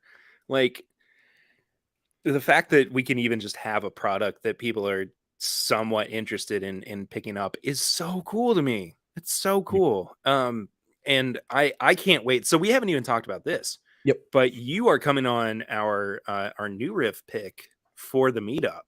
Yep. Um, which I'm so excited for, man. I I am cannot going to wait for be that. absolutely no help for you whatsoever. I just want you to know that I don't care. I it will do not be, care at all. I and just am excited that you're going to be there for it. I am super excited as well. My family is too, right? So that lands for this is a weird thing, right? That lands for spring break for my wife who's a teacher and my kids who are in school, and we Perfect always timing. do some small trip, and so we're going to end up going up to Newport and hitting the zoo and the aquarium and doing some stuff, and so they're excited about a hotel with an indoor pool and that, Oh, yes. and like doing a single barrel pick has been the thing that I'm after. Like, I don't want to say after, like I'm trying to chase it down, but like I am legitimately excited about it. And so I'm not going to be any help because I'll be all over the place, but I'm going to have a hell of a time. I can guarantee So you that. you say you're not going to be of any help just because you're going to be so like you're going to be having like out of body experiences the entire I, time you know, I, or I'm I don't know that I'm going to be the objective voice that you need to hear. I'm going to be like, this is great. All of it is great. And that's the other part. It's like I haven't had too many whiskeys in my life where I've been like, this is terrible. I can say I like this, I like that. sure. I can measure things to a degree, but um, yeah, no. You're on your own. Like you and Eric are really gonna do the heavy lifting here. I hope you've got a third person to break the tie here. So you don't even know who else is going to be on the pick then. No, no. He just said, "Hey, you were picked," and that was it. Do you want me to wait then to let you know or do you want me to go ahead and tell you? If it's supposed to be a surprise, let it be a surprise. If not, I go mean, ahead. like it's been put out into the world, so I'm happy to let you know. Oh, I didn't catch it. Did you put it? Yeah, let's hear it. So, Swan's going to be with us. Oh, nice. Chad from My Daily Bourbon is going to be with us. Yep. So I'm falling farther down the ladder of of value in this, and I'm fine with that. Like, good. There's less and less pressure every name you say. I'm like, sweet. Somebody like I will defer to the adults in the room. I'm just here to have a good time. So you're a part of that as well. I'm trying to make sure I have my list right. Me, Eric. Oh, and then our buddy Ian, who is a new riff super fan. Like Nice. New Riff is all that he lives and breathes, other than, I mean, work and his wife and his dogs. Right. Yeah. Like But like as far as whiskey it's concerned. like it is his bread and butter, and he has never been on a New Riff pick before. And when the opportunity came up for us to be able to do it for the meetup for the weekend, we said, well, we cannot Right. not invite Ian to be a part of So it. he's the only other person that might be more excited about this than me. And so because he's the New Riff guy. So he's like, New Riff, you know. Yeah. Oh, you guys might you might wind up bonding a lot just because Right. of the We'll just fact be that like, hey, you're. you guys make a decision. We're just here to drink whiskey and enjoy ourselves. You guys I be the can't wait to adults. see how that turns out for you. But so I have been drinking a little bit tonight on Old Granddad 114, which Nice. I have not had a bottle of in a while. And then Fred Minnick named it his number one 40 or under $40 bourbon. Mm-hmm. And Fred and I are we get along very well. Mm-hmm. And I understand that people have issues with him and the way that he's sometimes perceived in public, and I get it. I totally get it. But Fred Jealousy has is a never real been. thing, man. There's no other way to describe it besides jealousy. Well, and I mean, I can understand why people can see what Fred does and see it as douchey or whatever. I mean, it's it is very much just uh, a matter of perspective. People aren't wired the same way I am, so they're not going to view people the same way that I do. Mm-hmm. Um, but they also haven't had the experience that I have Nice had callback with. to way earlier in the Yeah, so if conversation. yeah, Super fantastic callback. I wanted to point that out. but also um Fred is also one of the nicest people and genuinely cares Mm-hmm. about those who are close to him. Right. Um and I won't go into specifics because I mean it's been far enough removed to where I don't think that I need to be careful about it, but at the same time, I hate stirring up old crap. Um, but there was an incident a few years back. I mean, I had just been doing the podcast for like a year, um, and it kind of got out to the community at large. And Fred emailed me personally and was making sure that I was okay. Mhm. And I mean, very, very, um, very concerned for my safety. And so Mhm. I sent him an email back immediately and I said, you need to call me right now because I don't understand what's going on. Right. And I mean, within a minute, he called me back or he called me, excuse me. And he was like, you need to find someplace safe. Like you need to go and keep yourself safe. And I was Uh-huh. like, whoa. Like, Some first things of have all, happened and I don't understand, but I appreciate the message. yeah, How? and I'll maybe I'll talk about it with you off air, but Yep. um, screw it. What the heck? It's been long enough that I don't think that I think we're far enough removed from it. I mean, Um, hey, look, like I said earlier, if you don't want to share it, you can nah, say no. We'll it's talk about it fine. later. I've dealt with it enough, and I'm not gonna be as specific about details Mhm. as I have been in the past, but I do think that it's um I think that it's important in some ways to kind of clear the air one way or another. In October, was it October or no? It was October of 2018.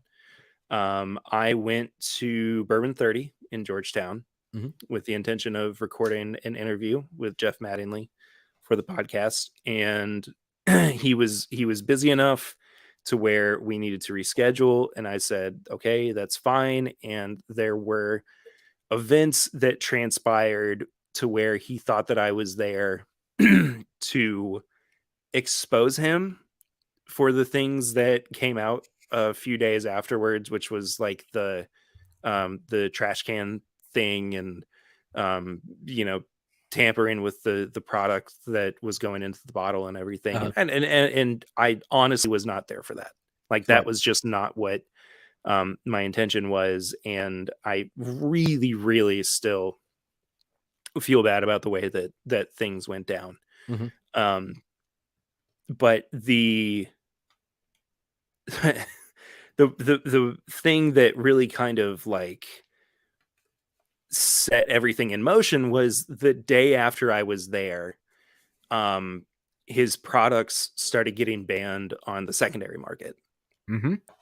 So in like smaller circles, I was being thrown around as like the guy that was the catalyst for all of it, and I wasn't. Like I will swear on this to my grave that I was not the person that did that. I was not there with any ill intent. People, meanwhile, good times, yeah. But um, it just spiraled really quickly, and it got to the point where um, I I mean, like I said, Fred called me because he was worried for my safety, Hmm. and I'm not trying to like allege anything Right. towards He was just looking out. I mean, the story you're telling is yeah, like exactly, Fred's a real exactly, guy who was looking out for a friend, an exactly, acquaintance, whatever it happens to yeah, be.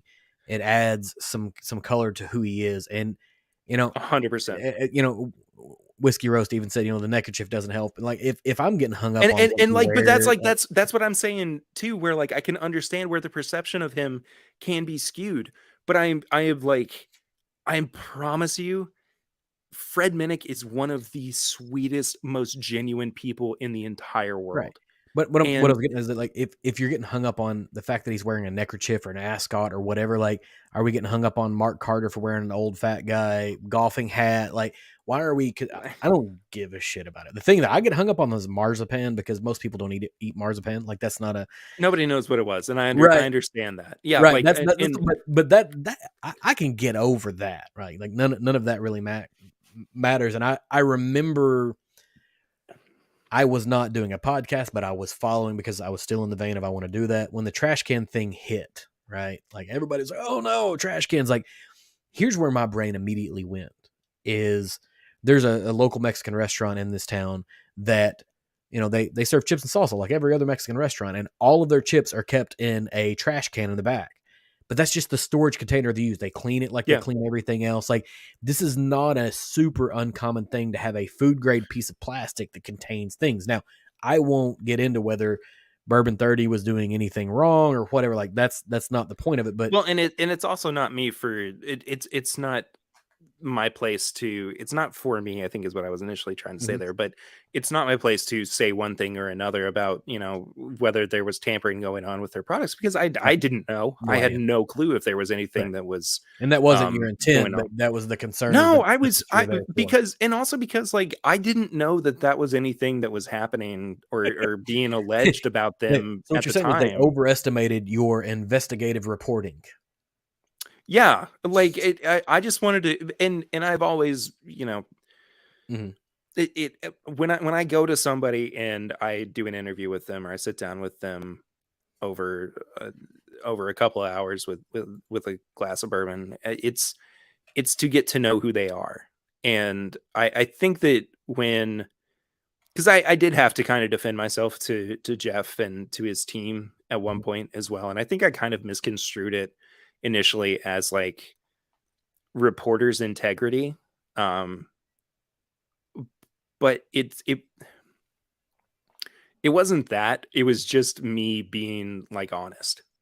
You know, like Right. I wasn't trying to show up and just gotcha journalism anybody. Well, It was such an unfortunate like timing of it all, because like I, I- who I don't know enough people in the community or on the secondary market to say like, hey, this one person should be watched after, or you should do things that prevent them from making a living or whatever. And I mean that's even getting into further rumors or allegations about what he was doing. But and again, that's not for me to comment on. Yeah, like But how many episodes have you ever done that has got you journal? Like you have a catalog to prove that that's not literally none. right.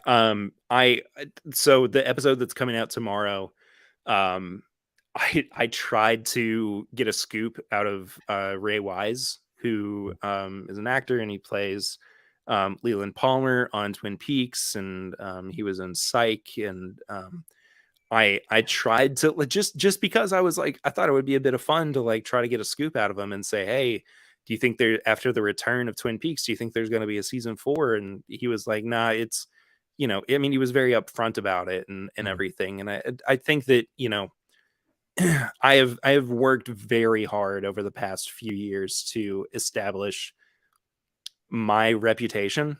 That sounds so douchey. It doesn't. No, it doesn't. Because your reputation, don't look at it that way, because I understand how you're hearing it, and you're like, oh, like self-promotion or self, like creating some degree of grandeur about who you are. But your reputation is the only thing that you're going to be able to bring forward whenever you go to talk to anybody. And so Yeah, that's yeah. appropriate. You've curated it to be close to who you are. Yeah. Oh, okay. So, Nate, Bubble Bath, he said he was Satan on Reaper. He actually recommended that show to me while I was interviewing him. I've not seen it before, but I really need to watch Reaper. I have but a soft anyway, spot for Twin Peaks, because that was like when the original show came out, my parents watched it, and we watched that together, and it was the weirdest thing of it. And so it just continues on.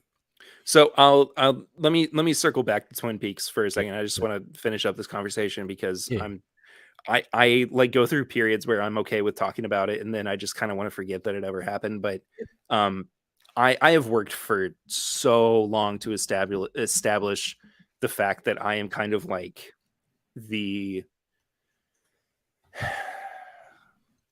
Switzerland, I guess, of Whiskey Tube and Whiskey podcasts, that right. I am like, I'm friends with everybody, and I understand that there is animosity between folks and things don't always go the way that they are planned. But the thing is, like, I have done this since I was in high school. I just get along with everybody. Yep. Like I'm friends with everyone, and I make an effort to be as honest and as upfront as I can. And the thing that I say is, I am a very what you see is what you get kind of person. Yep. So, you can listen to the podcast, and you can come to our meetup in May and meet me, and I'm literally going to be the same guy. Like there is no in between for me. So when all of this happened, and thankfully, my name was never attached to any of like what was happening at the time, and I never like caught any blowback or caught any specific responses from people who were thinking that I had done something wrong. I had more people defending me than anything. It was just a jumping off point for me to be like, what can I do more actively to make sure that who I am presenting myself as is the genuine article for when people meet me in person. Mm-hmm. And that's it. Like, I don't want to have podcast Perry and real life Perry. Like, podcast Perry is dad Perry. Right. Like podcast Perry is son Perry, is husband Perry, is musician Perry. Like, I am so in tune with like just being genuine and being as human as I possibly can. And like, I'm not saying that I'm perfect by any means. I mean, that's furthest from the point. It's just the fact that, I'm look, I'm here. Yeah. And I've done everything I can over the past 4.5 years to make sure that I am always very present, and I am always very much myself. trying to maintain a persona that is not you, and Bubble So Bath has it difficult. right. Is having two different people sounds like a lot of work, right? Like trying to be whoever it is. And there was a stint of my life where I did some radio work. I was an on-air DJ for a while, and a lot of those people have like their radio personality and Well, then who they are in real life. And I well, get that, but I want let me talk on like the opposite side of that for a second too, because I don't think that we can talk about having a persona in bourbon or whiskey podcasting without talking about somebody like the Grease, yep, right? yep, yep. That is, I think that's the inverse of what it means to have a character or a stage voice or whatever, because and again, I am very fortunate to have really good relationships with a lot of people in this industry. But the man behind the Grease is one of the sweetest human beings. Just straight up, like, would lay down his life for you. I, And I get where like that character is coming from, and I excuse me, my goodness, understand like the entertainment value behind the Grease. I don't have that in me. Like no, I just want to, it's exhausting. I can do characters. I can be funny. I can do bits and whatnot. But at the end of the day, like all I want to do is I just want to be myself, and I want to make sure that people understand that, when you show up, I am also showing up as as who I am. But Right. anyway, You touched on something, and I'm glad you did that, because this is all going to loop back around to the same conversation I was having with John from Dad's Drinking Bourbon. Is that I think in my very short and very limited and very not so successful stint as a podcaster, people connect with one of two types of things, and one of them is genuine nature. Like you mhm, are genuine and you create content that you personally connect with, and people can sense that. And whenever they're listening, like if you're thank disconnected you. from whatever you're putting out, people sense that. And our human beings bullshit detector is pretty good. Yeah. And they're like, okay, you're just doing this to try to gain some degree of popularity. And there's a host of, I think, podcasts that are, in what would be considered the top 10 of charting, uh, that are putting out pappy crap that nobody cares about, largely. And maybe they're paying for downloads, maybe they're paying for followers. I don't really care. That's none of my business. I'm not invested in that. But Yeah. you connect with what you're doing. This is something that you're interested in talking about, and that's sort of the same place that I am. And then there are people like Matt the Grease that are doing a bit, and it is Yeah. such an That's different. exaggerated That's character Yeah, that exactly. no one is going to confuse that that's who he really is, right? Like, I don't think there are too many people that watch the podcast or listen to the podcast that are like, that's who he is in real life. He has that radio personality down, I feel like, and convert it to Oh yeah. video after the fact, where you can sense it in his character. There's still a degree of genuine nature that's in it, but it is an exaggerated version of who he is, and people can sense that, I think. And Matt Giesler Mhm. shows up when Grease is tired Mhm. and he can't maintain that persona any longer. And it it's so fascinating to me, and it's so cool to see Mhm. as he gets as the character of the Grease gets more worn out. Matt's like, showtime's over. Like, we're doing this for real. And Right. I think that I have heard the phrase "love you, man" from Grease so much, just Yes. so much, and I've never felt like it was Fake. ingenuine. Right. Yeah, it's always been genuine. Yeah. Um, Yeah, I and think that's the thing that he you're exactly so Bubble Bath puts on here. Grease has the talents of a WWE star with the body of a bourbon drinker. Exactly. Like the hey, character of the Grease will Grease. take you out though. Grease will he'll set you straight though. I mean, the guy's not, he didn't take COVID weight the way that some of us did. Yeah, well, I would like to blame it on COVID, but it's just, I gained 50 pounds with my wife's first pregnancy and just never let them go.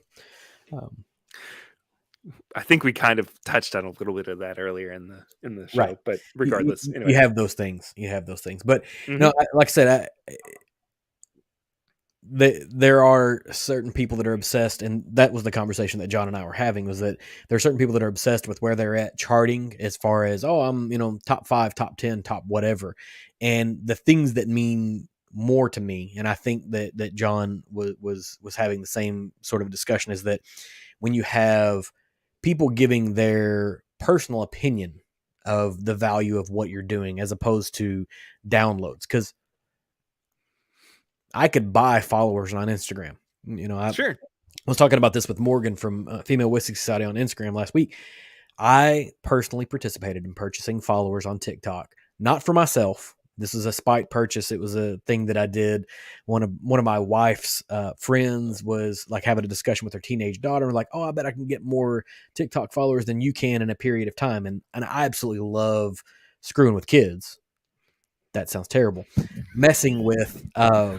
All right, good night, everybody. Yeah, well, it was a good run. Thanks, guys. You'll never see me again. But messing with teenagers who are like, my parents are so stupid. Like, I enjoy messing with teenagers who think my parents are so stupid. Yeah. And so my wife's telling me a story like, this woman's want to do this. So I was like, I can go out and for like $3 buy like 1,000 TikTok followers. Yeah. Like tomorrow, I can go do that. And so I did. I didn't tell anybody. I went out and purchased it. But that's the thing that you can do. Like, you can chart just by going out and purchasing downloads. Like, you can find someone that is literally just doing that. And so charts don't mean a ton. It means you're playing to an algorithm, you're playing to some other thing. What is the feedback for what you get? And this is the thing that I enjoy that you guys do, is that you're looking for every week, you're looking for legitimate feedback and reviews of what people think about This Is My Bourbon Podcast, right? Like, you guys are taking the time to evaluate that. And that is a connection to the content as opposed to the perception of charting or whatever. Well, as important as it is connecting it to the content, I think it's even more important connecting it to the community. Because we are such a small cog in the wheel that is the bourbon and whiskey community at large. Because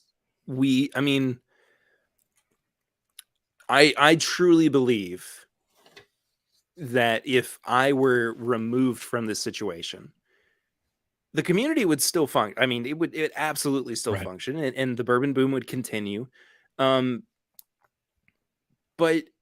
by establishing common ground, I think, between people who appreciate what it is that we're doing and find value in what it is that we're doing, and allowing them to hear other people kind of share their shared the redundancy of the Department of Redundancy department, but to find common ground in like their shared viewpoints. I mean, like I find that really fun, and I find that really interesting, and it's cool to get those 5-star reviews and people actively like commenting about what it is that we do. But I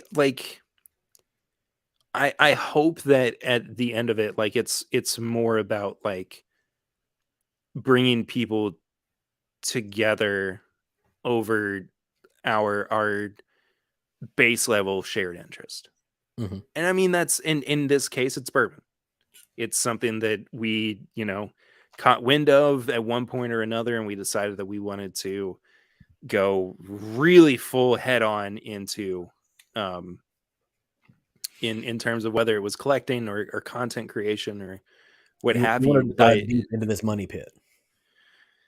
Yeah, and that's the other thing too. I think that we get this this misconception of like we're in it to make money. The only reason that I want to like make any kind of money off of it is because I am taking time away from my family. Right. You know, like this is like part of what I consider to be work, and what I consider to be, um, you know, work periods or work hours throughout the week. And, I'm really, really fortunate right now to be able to basically be a full-time stay-at-home dad. Hmm. Um, and it's not entirely because of podcast stuff, but it's just kind of like that combination of a bunch of different little things here and there. But regardless, you know, the way that I like equate it is, um, and even that's reductive, but like how much time am I putting into this based on what I'm getting out of it? And like Yep. even then, that is so that's not even what I feel about this. And I do this because I love it. And I am so fortunate that people hop onto the Patreon or live streams, and they support me and what I do every week or every month or every year, whatever it is that they've decided to donate towards us. And it's not because I'm trying to like sell or promote or be an active mouthpiece for any particular brand or any particular ideology within the community. It's solely because I do view this as work, and I'm mhm. thankful that I hopped into this when considering it work was viable, right?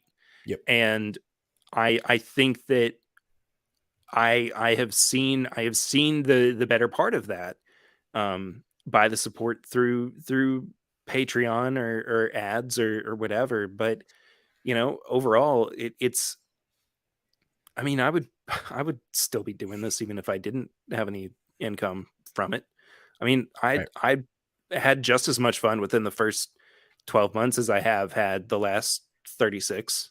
Well, it's just part of it, man. Yeah. And um, it, time is valuable, and I'm not trying to like cheat anybody out of money or anything, but Well, I mean, I, nobody has to pay you anything. Like, there's no literally nobody, requirement for you to make literally any money. nobody. And And the this is the way fact, go I've ahead. viewed Go it ahead. for a Sorry. long time is that with podcasts, there are very few places where you can go to get free content of anything anymore, right?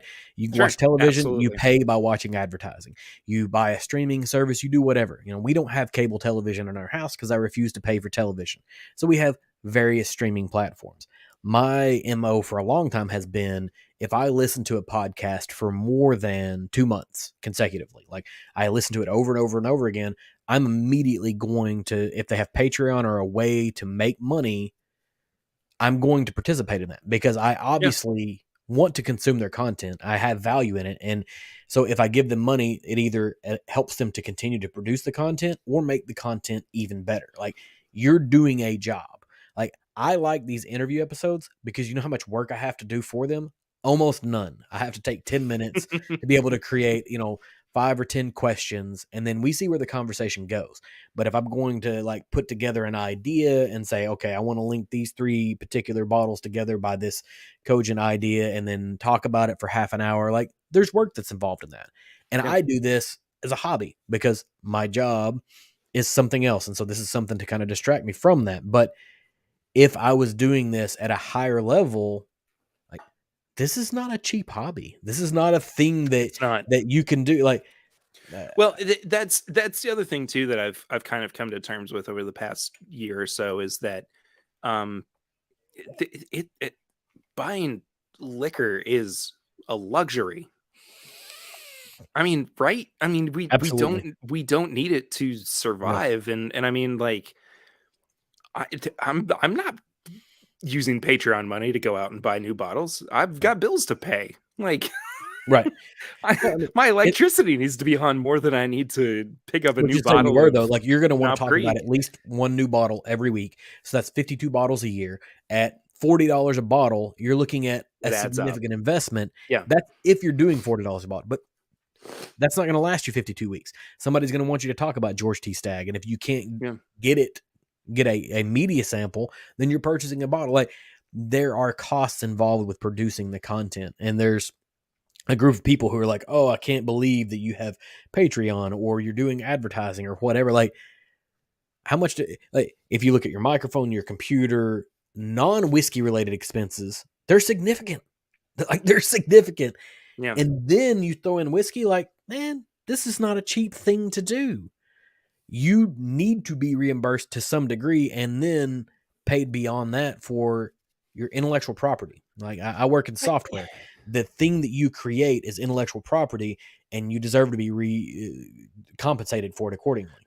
Well, and I have the unique insight that I do from, again, being a graphic designer. Like, Mhm. graphic design work is either you work at a firm, you work in house for a company, or you work freelance. Right. That's it. And so the first two, you have value based on the time that you put into your weekly hours. But if you are on your own and you are doing um if you are doing, freelance work or whatever, I mean, you kind of are setting what you see as your value Mhm. in many ways.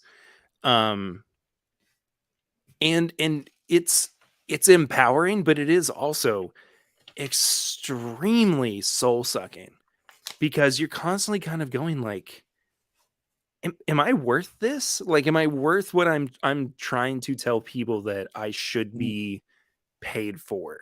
You're And likely and worth more than what you're charging. and that's the thing too, is like, I don't have expectations anymore for like what I make doing the podcast, Mhm. because I truly don't have, like, I mean, I can crunch numbers and I can crunch, look at downloads and streams or whatever, it is, but like, I don't think I need to be making this much money or that much money, or need to be, trying to maintain, like, and I mean, I do still, don't get me wrong, I still maintain my Patreon, and I do make sure, to the best of my abilities, that Mhm. our patrons are satisfied. And when you haven't lost a patron for a couple of months, it's a really good feeling, because it Right. means that at least you've reached homeostasis. Yeah. Like, And I don't, and this is, maybe, I don't know, maybe this helps, maybe this doesn't, but like, you can't evaluate if you lost a Patreon. It's something that you necessarily did wrong.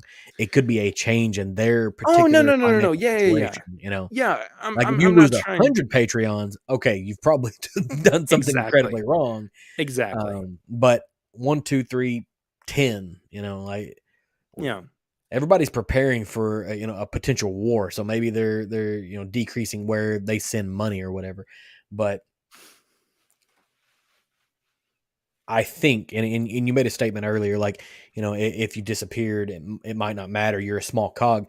I Number one, I would say, if you disappeared, your voice would absolutely be missed. Like, what you guys do in your podcast is valuable, and if you Thank were to you. look at it across the spectrum of, it's March, so let's talk about basketball, right? Like, so you have high majors, you have mid majors, and you have low majors, and then you Yeah. have Division two. I would say you guys are on the cusp of that mid to high major. Like, you're the Thank you. Loyola of podcasting, right? Like, you're breaking into being a high major as far You've been as here for a content long quality. time, man. I mean, Right. 4.5 years in podcasting is almost equivalent to It's a like 2 lifetime. decades. It's a It lifetime. is a long time that I have dedicated to What, this. most And podcasts only make it to the, like, 11 episodes or something like that, and if yeah. you're at 4 years at, one a week, that's Well, I mean, but like, part of that too, and I mean, it piggybacks off of what I was kind of saying already, is that, I'm not doing it. I'm not doing this because I think that I can use it as a vehicle for money making. It's because I genuinely love this community, and I yeah. genuinely love what I get to share with other people. And I don't know. I think that I'm in the unique position to where I got into this got just this whole world where I was so young. I mean, I started the podcast when I was 23. That is so young to be getting into spirits. Okay, you were 23 4 years ago. 4.5. I'm 28 now. Is that I'm just right? gonna go Maybe I sit was in the old 24. people's chair. I'm gonna go to the geriatric ward over here. Okay. But I think I was 24. But the point is just that like I have that like perseverance in some ways, or I have that, just it's just like pure energy for like being excited about things. And I know that we can find cynicism in every aspect of what we're doing, but at the same time, like if we get to celebrate the things that we enjoy the most, or the things that we find the most joy in, that to me is a worthwhile time. That to me is a worthwhile endeavor, I think is what I meant to say initially. And it's just I love doing this. I love being a part of this community in the way that I am. And um, we I don't even remember what the initial thing was that we were the initial statement, but I do sincerely appreciate the notion that we would be missed, because Mhm. I think that's something that it is in the back of everybody's head when they're talking about um if you're older than Perry, take your fiber supplements. That's really funny. I don't have any Um fiber supplements, but I am older than Perry by far. I don't need fiber supplements, but anyway. Um but it like I is it nice to say that I feel like I might have made a little bit of an impact? Hmm. Yeah, absolutely. Absolutely. Especially considering like, my background and the way that I was raised, and the people that I have gained and lost over time. And Hmm. it's a very existential thing to be talking about a podcast um about a commodity, But about it's a not really about a commodity like that. I think that's the through line to all of this is that the commodity becomes the center hub of the no, conversation that it is it about absolutely community does. and humanity and art, and like that's the thing that I enjoy about what you guys do is that it's not just about whiskey. It's about movies, or it's about music, or it's about Yeah. some other thing, like and it's just two or three friends having a conversation about stuff, and that's what resonates. Yeah. And I'm also not trying Yeah. to like diminish or minimalize the what it is that you and I do, because Mhm. I think that that's totally unfair, because That's it's really cute that you said you and I do. Like what you do. Let's but leave it but at what you do. but John, you are still a part of the community. You are Right. still part of, I mean, I'm look, new here. I'm fine with where. but think about it this way. Mhm. If tomorrow, March 30th, This Is My Bourbon Podcast all of a sudden ceased to exist. If I just up and left and said Mhm. I can't do this anymore, there would still be the people who this is so masturbatory, but even the people who like saw what we did and went, I kind of want to do what Perry did, or I Mhm. kind of want to, approach things the way that Eric does. Like I, I don't think that that is the worst thing in the world, and Yeah. it is not insignificant to talk about the smallest of cogs. And again, that's not trying Mhm. to diminish what anybody is bringing to the table. It's just the fact that things work in very specific and niche ways. Right. And if I'm it's weird thinking that maybe we inspired somebody else to do a podcast, which I mean you've basically said, but Yeah. like just even that is just so strange. But um I just like, I don't know. I think that there is this sounds like I'm giving my last interview before my untimely death as a musical artist or whatever, but Right, right. um I just, we have done it at the end of the day the best that we can. Yeah. We've given everything that we can, and um there will be more podcasts about bourbon. There will Yep. be better ones than Timbip. There will be ones that fall by the wayside. But the thing is, in this moment, we were somewhat relevant. Yeah. And I enjoy that for the time being. It's not the only reason that I continue doing this, but Independent Joe says we'll miss you, Perry. I'm not going anywhere. But Yeah, like I think you said if you just kind of rolled up the carpet tomorrow and said, we're done. I think that the number of well check calls that you would get would be staggering. Like, hey man, how you doing? Like, what's yeah, going on? Are absolutely. you Oh, okay or whatever? that's the other thing too, is like, man, I wouldn't be able to like turn off my phone Right. for a minute, because I know that I would have to, and I do kind of like accept the fact that eventually, I don't know if it's the end of the boom or what have you, but I mean, all things must pass eventually. But in the meantime, I mean, you may as well make the best of it while you can. And I'm just kind of riding that wave one way or Yeah. another. This So, boom's not but going anywhere for at least 5 more years. Like see, that's the you know thing that. too. Is like, that's the thing, is like, I can be as existential and as like just at its bare bones sad about things like that Mhm. as I can. But at the end of the day, like, I'm not going anywhere. Like, No, and that I don't want to go anywhere. I'm right. enjoying Even if the so boom much what we're dies, doing. Tim Bip still exists, right? Because you're still gonna Timbit, have it. Because there's still gonna be like a couple thousand of us that something are will always come from it. Something right. will always be in that place. And I take it in the same way that I do musical evolution, Yeah. right? Like, good Lord, if I could be on a podcast without having to bring up this guy, it would be a miracle. But I take it in the same way that I do John Mayer. Like, I just like, I just lipped that, but yes, yeah. you're not wrong. Like, he started out as a pop artist. He reinvented himself with a blues aspect. Then he became the pop artist again, and then he was doing country stuff, and now he's in the Grateful Dead, and like all of these things. And if I can even just find that within what I do creatively with the podcast, is that's so cool. And I mean, like, I always strive to do that musically as well, but um you have to kind of call a spade at some point and accept the fact that things are the way that they are, and eventually, you you will learn those particular life lessons that get thrust upon you from time to time. um but regardless, it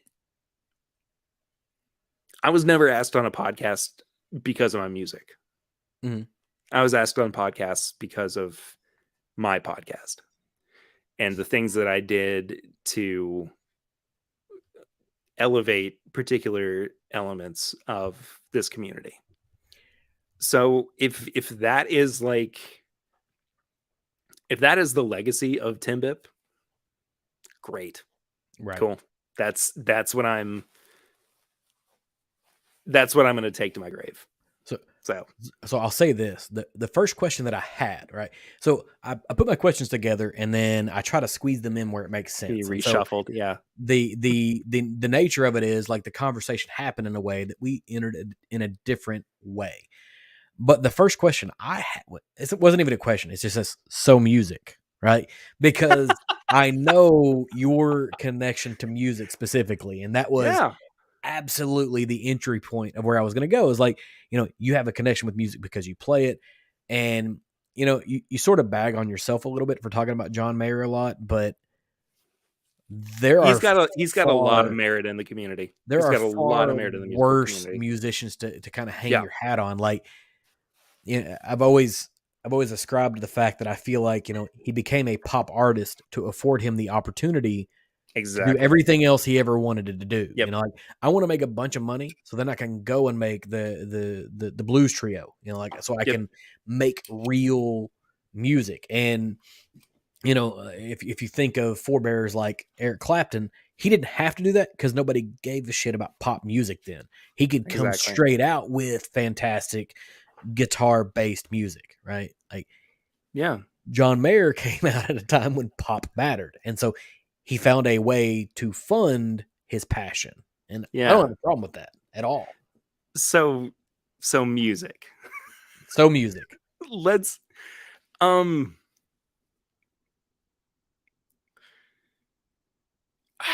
it's weird, and I don't think that I've ever really like taken the time to be vocal about this or anything.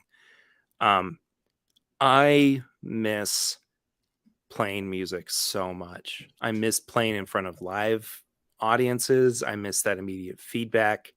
It's one of the reasons that like live shows with the podcast I kind of crave, and um, one of the things that I just see as like the same kind of venue. But um, there was a period between the time that I was 20 and 24. So basically 4 straight years of nonstop like gigging and being in front of people and expressing myself through the music that I made and the music that I recorded. And um I'm a whiskey tube / cast institution. That is some high praise, Tim, but I appreciate the heck out of that He's comment. not wrong. Thank you. Thank you. Thank you. That just, it's a weird thing to think about, um but it was just 4 years of like me developing who I was on stage. And not that it was a persona, but it just like being comfortable in front of people. And like I was always the bedroom guitarist. I was always the guy who was practicing, to whatever came up on the shuffle on my iPod. And learning just very I am very adept at picking up songs very quickly and just learning licks and chord progressions and everything. And it's very much a part of like who I have been my entire life, which is essentially like teaching myself how to do things. Like I didn't ever really I took like one class on audio production. And that was in my sophomore year of college, my second year of college. I was in college undergrad for 7 years. Yeah. 10. Yeah. I got you. 10. I got you beat 10. Ooh, okay. I don't think that I've been beat yet. So that's good to hear, John. That's good 10, to hear. But how many majors did you have in that? And so this is the same conversation I had with somebody last week. I had 3. 4. And I switched between them pretty quickly.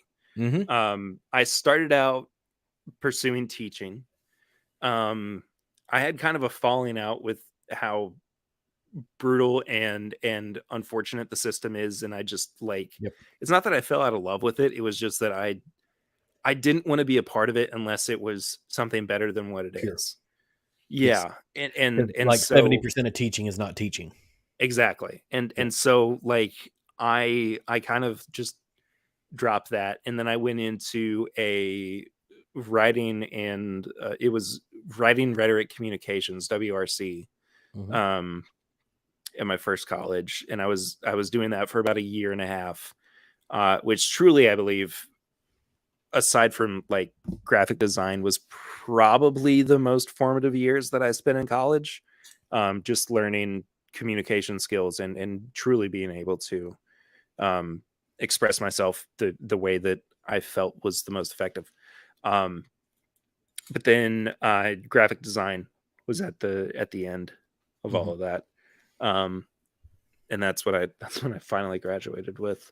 I remember telling my dad that I was going to be in college for another 4 years.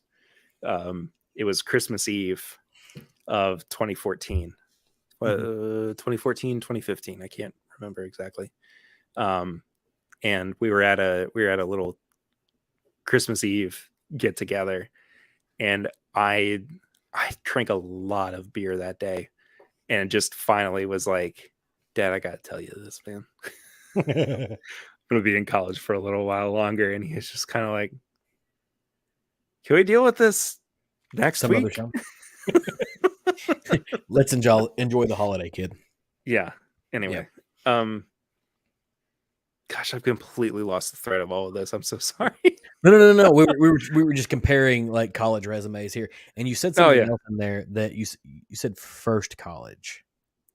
Oh yeah. I was at Transylvania University in Lexington Ah. for 3 years, and then I transferred to Eastern Kentucky University Mm-hmm. in Richmond, which is about 30 minutes south of Lexington. I'm not explaining this to you, John. I'm explaining this to Yeah. No. I understand. anybody who's listening who may not know. But I wrote out basically another 4 years of undergrad there, and by the time I was done with it, I was so over it, and I still like. It's not that I did like the bare minimum to get Mhm. past it or get done with it, but like I still have dreams where like I haven't done everything that I need to be done with college, and I've got like another semester of like 2 credits that I have to take, or 1 credit, or whatever. And it's just the like I've learned since then that it's my anxiety just manifesting itself, even as I'm sleeping, and like I can still, now wake up and go, that was just a dream. Excuse Right. me, that was just a dream, and you don't have to, you don't have to go to class anymore. It's okay that you missed chemistry a few times, or it's okay that you weren't the best at math or whatever by the end of it. But I'm only um, laughing because this mirrors a dream that my wife has had regularly, and she was a studious student who finished in her 4-year time frame and did her master's in less than 2 years. Right, she's that person, but she yeah, continually has this dream where they call back and they're like, "Oh, you're not actually done," or they take away your diploma because you needed to hmm finish one other thing or whatever. And like I took 10 years and I never had that problem. I went back and got my master's just to prove like I can do school in a normal time frame. Like it was a spite master's degree thoroughly. I was like, hey man, you that's know, impressive. it's stupid expensive. It was a dumb idea, but like I proved to it like I can do school in a normal time frame. I just wasn't connected. And the reason I asked about college, because like my 10 years was over Oh yeah, 2 we were different talking about universities. music stuff too. I'm Yeah. so sorry. Yeah, no, like this is it's all connected, right? Because your time frame is Yeah, college is a time for exploration. It's when when you were like connecting with music. Mine was yeah, very I put out an album during that time. yeah. Like Yep. I wrote and the songs that wound up on it, um some of them I wrote when I was 15 or 16. Mhm. So by the time that they finally made it to any kind of physical copy, I mean, they had been with me for like 4 or 5 years, which is crazy. I mean, Right. that is a long time for me to hold on to songs before I actually um, do anything with them. And what's crazier is that that album came out 8 years ago, and I have songs that I now have had longer than any of those songs that were on that record, And you've done nothing with um, them? that I've done nothing with, and that I still want to put onto an album. Um, and again, like the past 2 years have made me feel like, they haven't actually happened, and I'm just kind of um, waiting for life to pick back up again. But I, I miss playing music so much. I really, really Mhm. do. Um, and the problem of it all is that I have to choose what kind of time I want to spend Right. creatively. And fortunately for my financial endeavors, and for what I can justify as far as like time spent away from my family, the podcast is where all of that lies. Right. Right. Um, I cannot justify doing the podcast and being very, creatively involved in that, and trying to um, schedule everything, and just, basically work the arms and legs so that it Mhm. doesn't fall on its face. Um, and also at the same time try to operate the robot on the other side, that is the music that I still want to make, and the music that I still have to make. I have to. That's the thing. I have to make music. I have to. Like it's not me ignoring the fact that I have it there, because I've got at least an album's worth of music to be made, and I've got music that I want to perform in front of people, and you know, deep cuts for folks that may have known me from when I was, you know, a teeny squinty little skinny kid who barely ate anything in his first few years of college and was going through a lot of going through a lot of anxiety and depression. But it just like I can't ignore that forever. And it's not that like it's a this or that situation. It's just that like when I find the time to breathe, I will be able to make music again, and I will be able to put music out to people again. And there was a band that I was in, excuse me, in end of 2013, beginning of 2014, up until about August of that year. I mean, right up to the time where I was starting to get serious about starting the podcast. And it was with a young woman, her name's Ryan Sinclair, who now she was 16 at the time. She's over 21 now. She has put an album out that has been on the Americana charts, like in the top 10 Americana charts. And I like at times I'm like, I should have stuck that out. You know, like this the shoulda, woulda, coulda of it all. But I do sincerely miss just the camaraderie of having a band and people that you get together with on a regular basis, to even if it's not music that you wrote, just music that you mutually love, and being able to perform it together. But I miss it so much. I really, really do. And I literally think about it every day. And I always kind of told myself that I wasn't going to be that like washed up musician who did like one thing one time and then just kind of faded away. But like, I'm still committed to that. That's the thing, is like, I still am like, I cannot not make music. I can't allow myself to ignore these things that I have created. And I will, music will always be a part of me. I know that that's like a not, it's not exactly a very, it's not a very profound thing to say, because I mean, everybody listens to and loves music. But I don't know. It's so much a part of who I am, and I cannot ignore it forever. And it's not that I want to stop making music. I just need the right time for it. That's all it is. Trying to figure out where it fits in your current life. And I'll say there is a segment of population that does not connect to music. I know a specific guy who's like, yeah, I just get in the car and drive. I don't turn the radio on at all. And those people are called psychopaths. I've been in the car once or twice before where I've had and it was in the moment of profound sadness. No. Or, there's a difference emotion between or like, whatever. I drove in my car in silence one time because it was a stressful day. Something amazing happened. I get you. This guy drove every day in complete silence.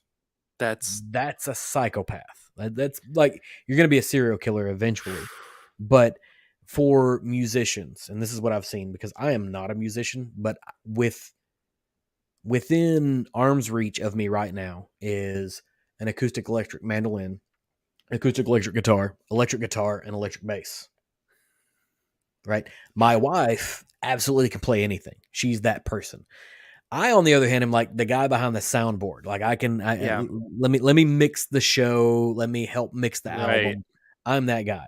And the loss of the ability to play and participate in real and live music, whether it is covers or whether it is originals, is akin to what we talked about a long time ago, Yeah, the loss two of a and two and a friendship. half hours ago. Yeah, the loss of a friendship, the death of a friendship is not Yeah. having that a part of your life anymore. Like, I distinctly mourn not being a part of band live music, even as the guy who Yeah. sits behind the board just hitting the sliders. Like, you're not a part of the band. Like, you don't get to be a part of the on stage, but you're helping craft the experience. Yeah. And for the people who are on stage, like, that's their family, that's their ability to play and enjoy each other. Like, it's a deep connection.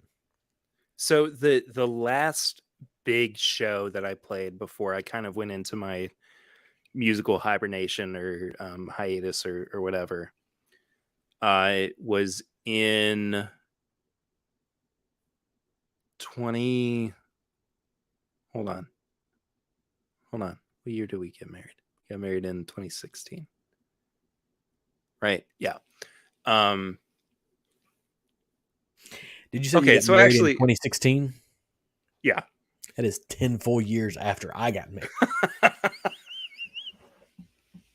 I'm so old. Well, I hope you enjoy your 16th wedding anniversary this year, John. But so actually, I take that back. My original timeline.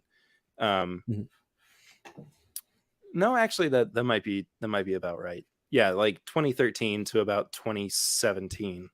Yeah, that's exactly what I said before. Was the prime like music making era for me, and the last big gig that I did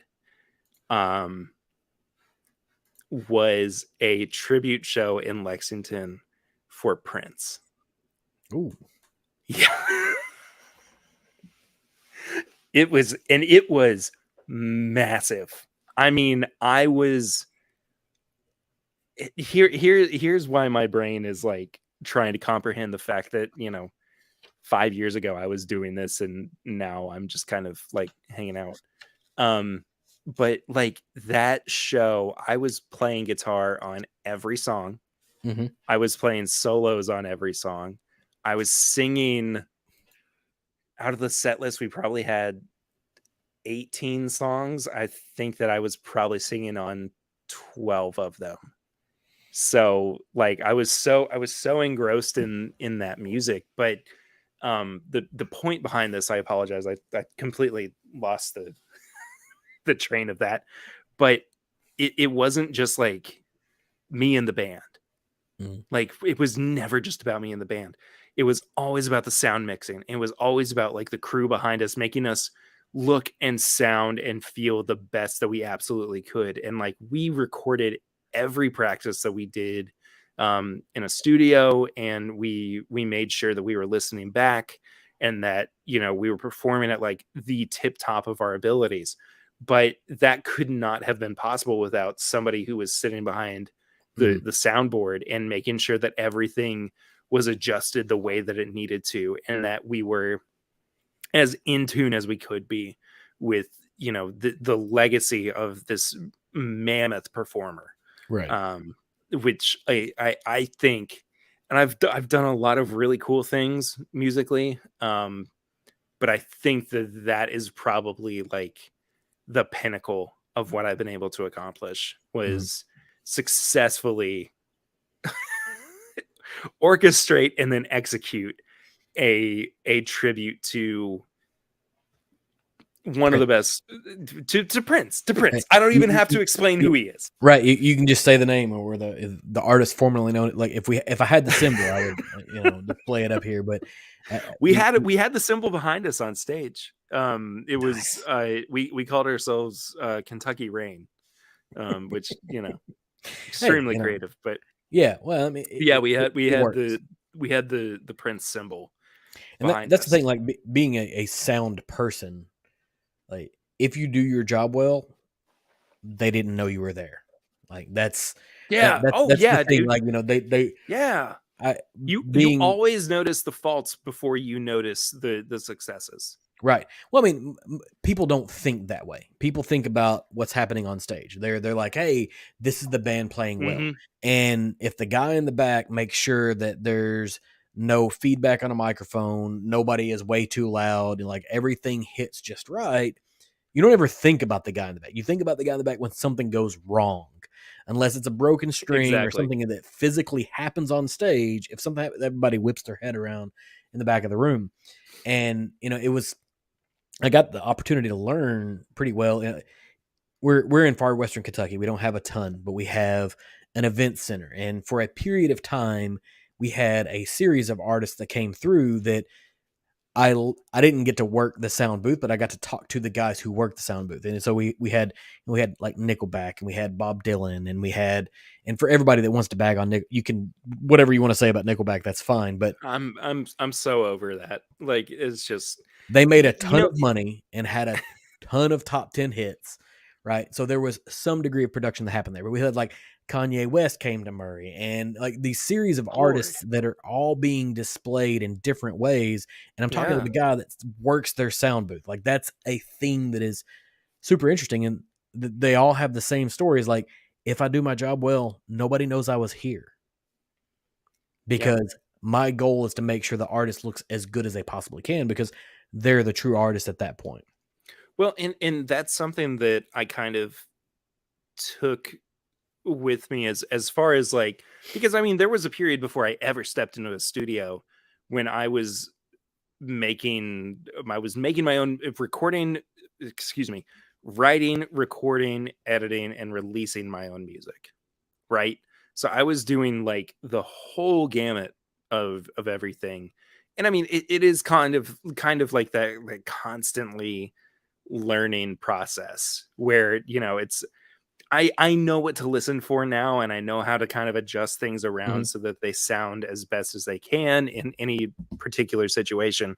But at the same time, like, it's never an exact science. I mean, depending on the equipment that you're using, or the space, or whatever. I mean, like, tomorrow's episode that's coming out, there is a lot of background noise. There is a lot of like fumbling around with the microphone too. But and I mean, like, that's because people don't know what to do with microphones. They have no clue how to just hold a microphone and not make it sound like there's it usually ends up being like they're gonna hold it, and I know this is gonna make for terrible audio, but they hold it down here, hold it out here, like there's a construction to this specific microphone. I have to talk into the side of it, and generically, I want to feel my own breath coming off of it, right? Like that's what works well.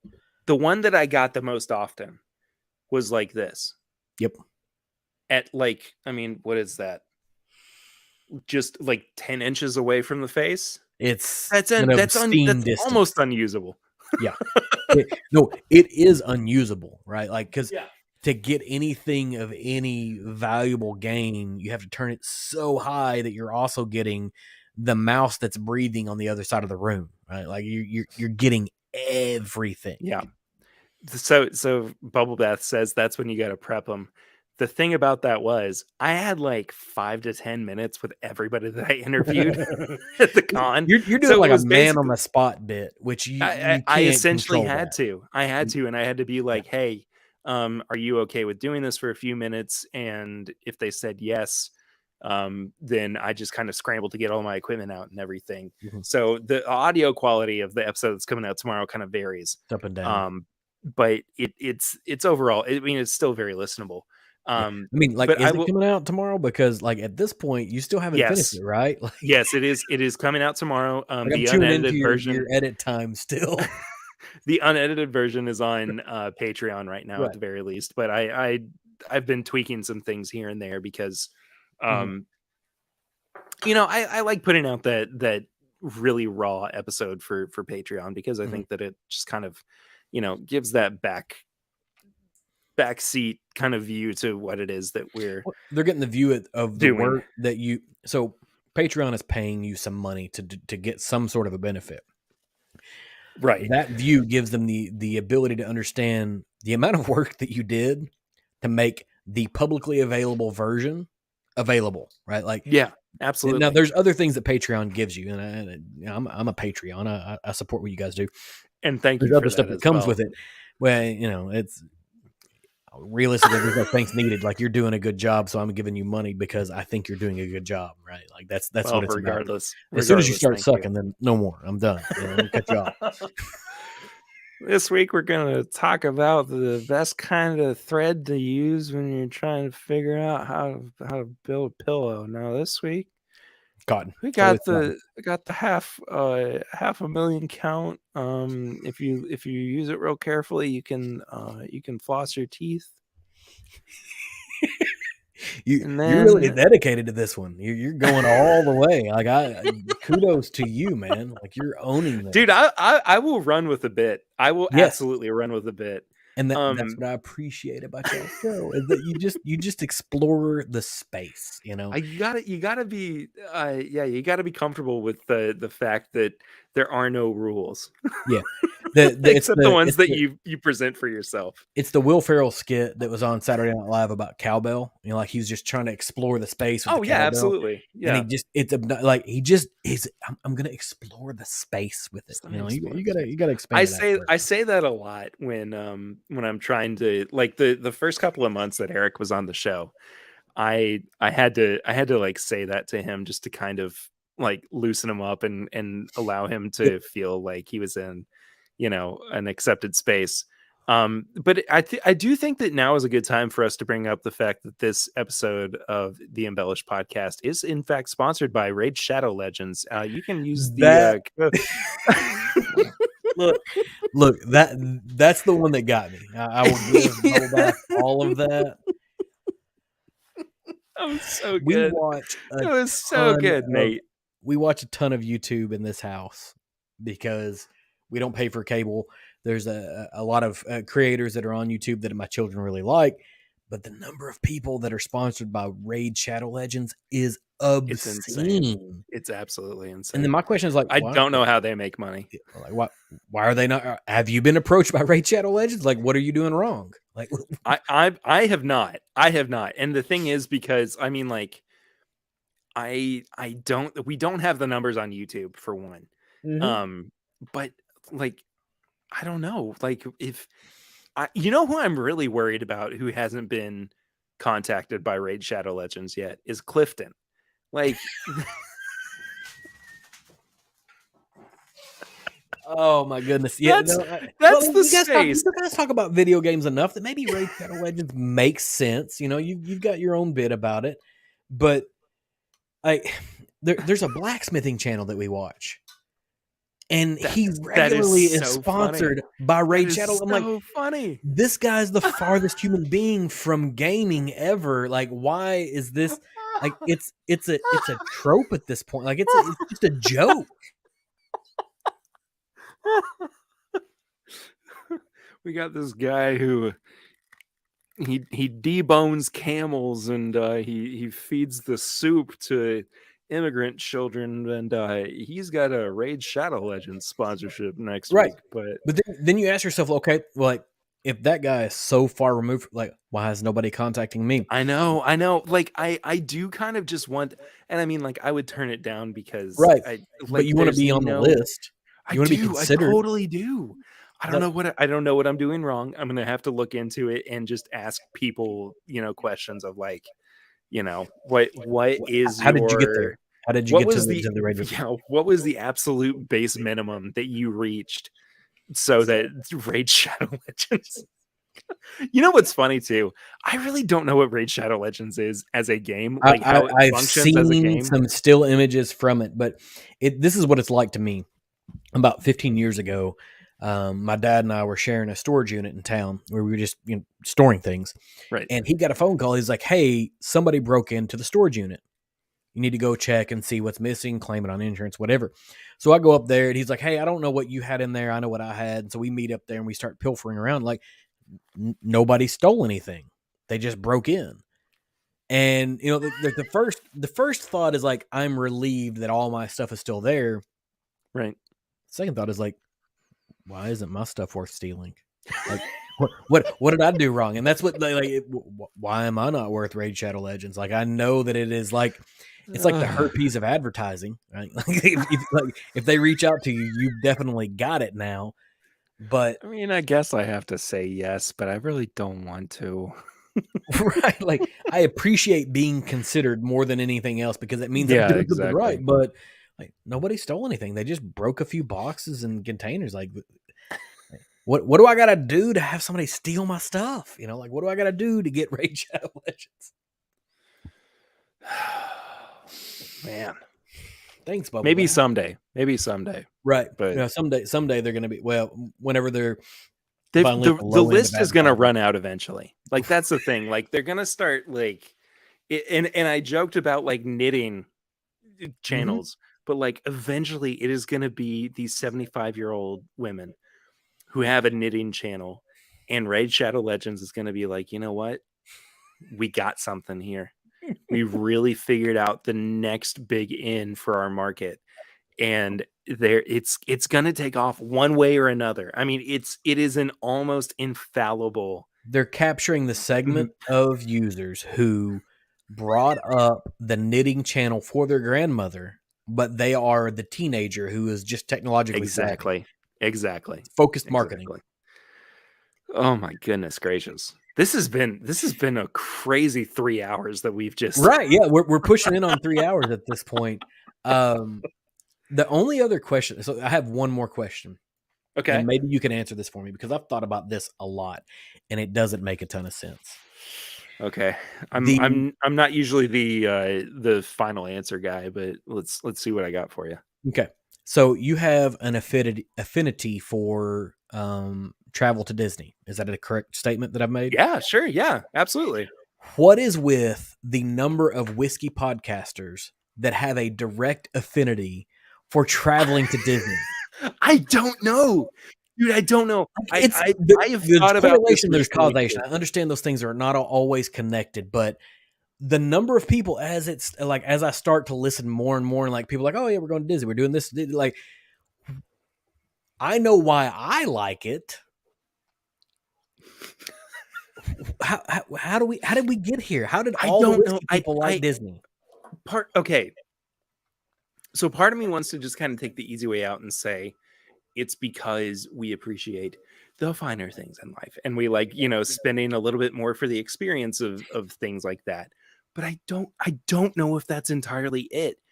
I think that even steeped in like our love of bourbon is still somewhere a bit of nostalgia that is nested itself.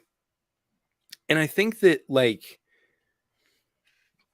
Disney, I mean, it's inescapable at this point, but just the fact that Disney is so built on nostalgia and the way that people, consume their media, and the fact that you get to go to this place where it's almost it's inclusive, and you're just like, here's this thing that I get to share my love of with so many people, but at the same time, like, I had to sell my kidney to get here.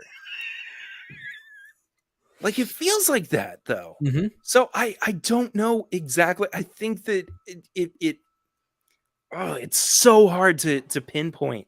But I think at the end of it all, it's that we like having our little clubs.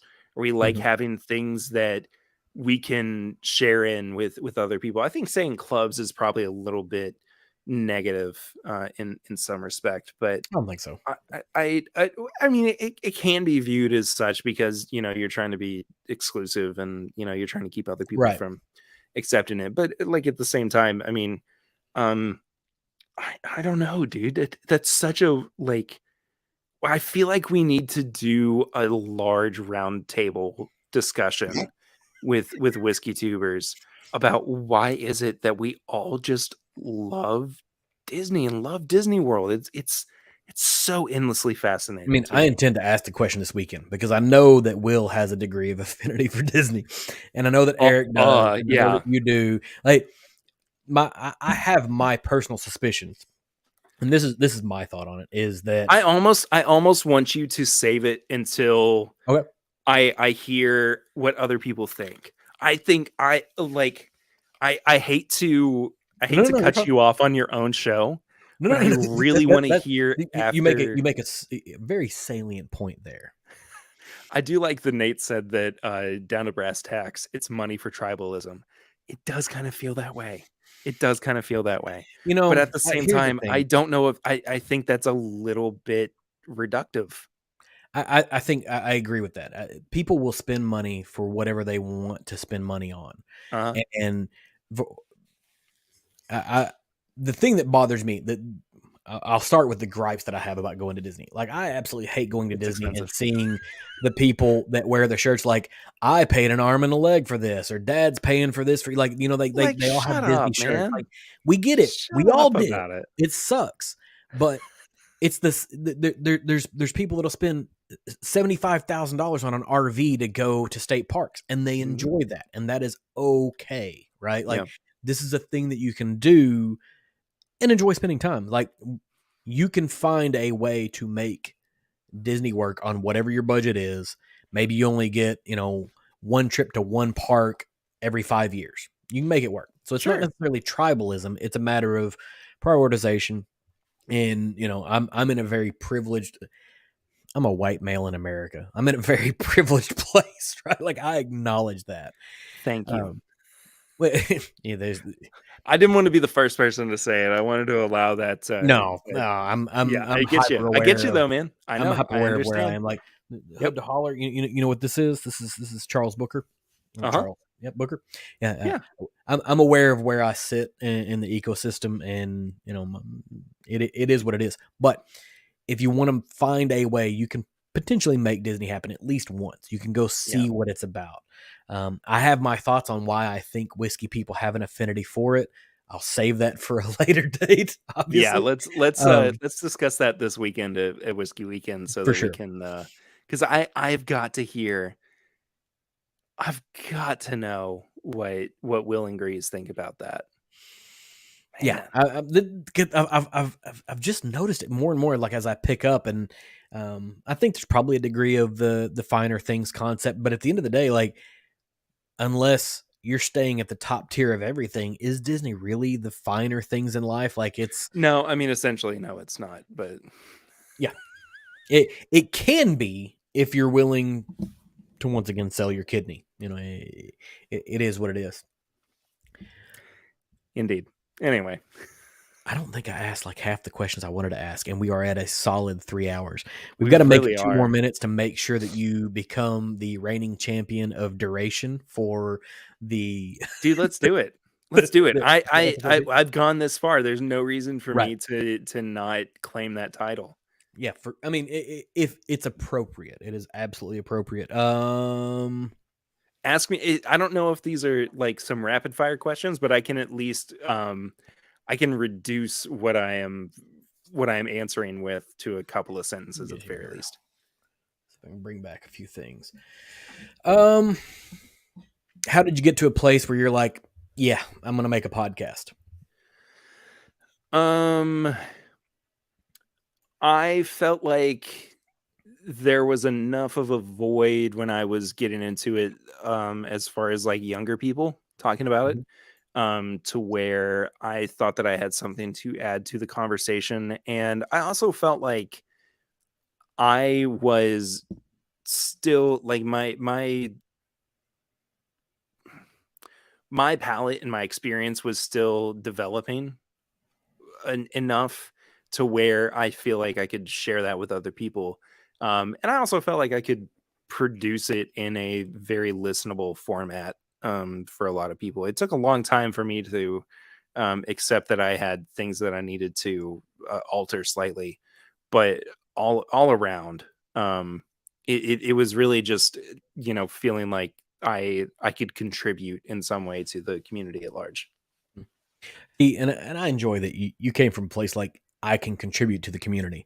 I came from a place of like, this is selfish. I want to be able to have conversation. Like, I want to be able to talk to Perry for 3 hours. I want to be able to have a conversation with Alan Bishop from, Spiritual Fruit. Dude, I want to talk to people for 3 hours too. Like, that's the thing, is that I don't get the opportunity as much anymore to just like chat with people. And I remember when Jason from Mash and Drum was first starting, and we like um we did like shared streams with each other. Right. Like that's crazy. Jason has like blown up Right. so far past what I do.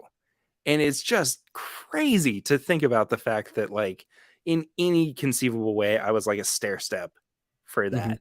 And even then I think I'm giving myself way too much credit. But I anyway. don't think you give yourself enough credit. Like you're a little bit too humble. I think you've got to.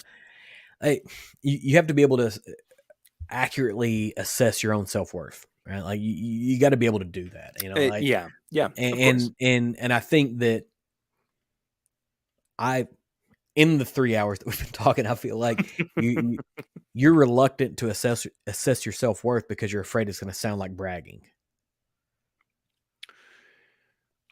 Okay. Oof. That was, hey, that really cut at me, I will say.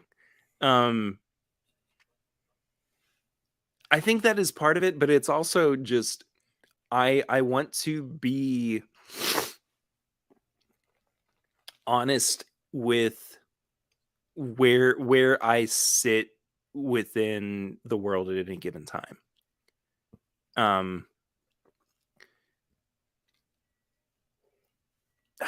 Man, this is so cutting, like in some ways, but at I the mean, I'm same not trying to time, cut you. I don't. I no, don't no, want no, you to no, feel no. like It's that. it's it's not that at all. It's just that I have to like grapple with why I feel about these things the way that I do. Mhm. Um, and part of it is because like I know that there are things in this world that are making way more of a difference than what I do, right? Right, but So like comparison is the thief of joy, man. I get that. I get that. But my experience is that where I am is where I have mm, is what I have built and what I have been fortunate enough to share with other people. Mhm. But there are other things that people collectively share that have more of an impact than what I do. If that makes sense. Like Yeah, well, I I mean, just don't. you're using a term like more of an impact, and I think the term you probably should be using, and I'm not a psychotherapist, is like a different impact, right? Because you're still talking That's totally in fine. That's quantitative. totally fine. I just I don't know. Um I don't know. I always consider myself just to be I'm just Perry. Like Right, and that's fine. Like that's just how I am. and Tim said you're too humble, and I think that is accurate. Don't And I I don't fall in the think you same can ever place. be too humble. I think I that think I you think can though, like because I think you sometimes humility can become a limiting factor, right? Like if you think I'm just good enough for this, it's the thing that prevents you no, from okay. Well, feeling free so to do something I else. don't think that I don't think that I'm just good enough. I feel Mhm. like I well represent what I have to offer. Mhm. Like I feel like I know my ceiling. I know my limit. So I'm not trying to like overstep my bounds or I'm not trying to like talk myself up past a point that I can't live up to. Mhm. So that's where I'm coming from. I think it's more of a place of self-realization than it is just general humility. But ceilings are usually just self limitation, at least in my Okay, experience. okay, sure, sure. That Right, and that may and I be, mean like, the extent of where you want to take it, I don't know that it's the extent of where you can take it. Those are 2 different things, I think. and that's totally reasonable, and I can totally understand why my point of view is incorrect. Like No, I not incorrect. Back to, well, like, it's just different, it's not an incorrect sure, sure, sure, point of sure. view, Yeah, but yeah. I I think and I think some of these folks agree is that I think that you are too humble. You need to be like, "Hey, I am good at this. People value what I do." I I guess it's just weird Mhm. in some ways for me to be like people think that what I say and the way that I review things is important. Valid? That's really Yeah. strange to me. So I think that, like, even still, It I can be have to kind strange of and come still be to true though, right? yeah, no, no, no, no. I'm not saying that it Mhm. isn't true, but it's just like I kind of have to come to grips with that in some capacity. Right. So um I understand that I don't completely. I mean, I don't wanna devalue that because I regularly look at my no, wife you're and not be like, "Why would you agree to marry me? Like, why did dude, you think that this dude, was a good idea?" I feel that from time to time. Right. I mean, I really do. And there's that thing in How I Met Your Mother where there was the small little argument over who's the reacher and who's the settler. Yep. And I always feel like I was the reacher. Always feel Mhm. like that. And it's because I think that I am more aware of and more just shoot, more critical of my own flaws, Mhm. right? And I think that's just what it is. Um that's all it is. So I work harder every day to be more aware of and more confident in the things that I make that people consume, because I Mhm. do feel like that there is value in that. And so I'm trying to just be, if I'm the reacher in the relationship, that means I That means won. you won. That's, I mean, that's a good But then point, that but means like I somebody also don't lost, want. right? Like, if you're saying somebody won, that means someone else lost, and See, I that's the doubt thing, is like I don't want to be like I doubt you that your you wife feels like she lost.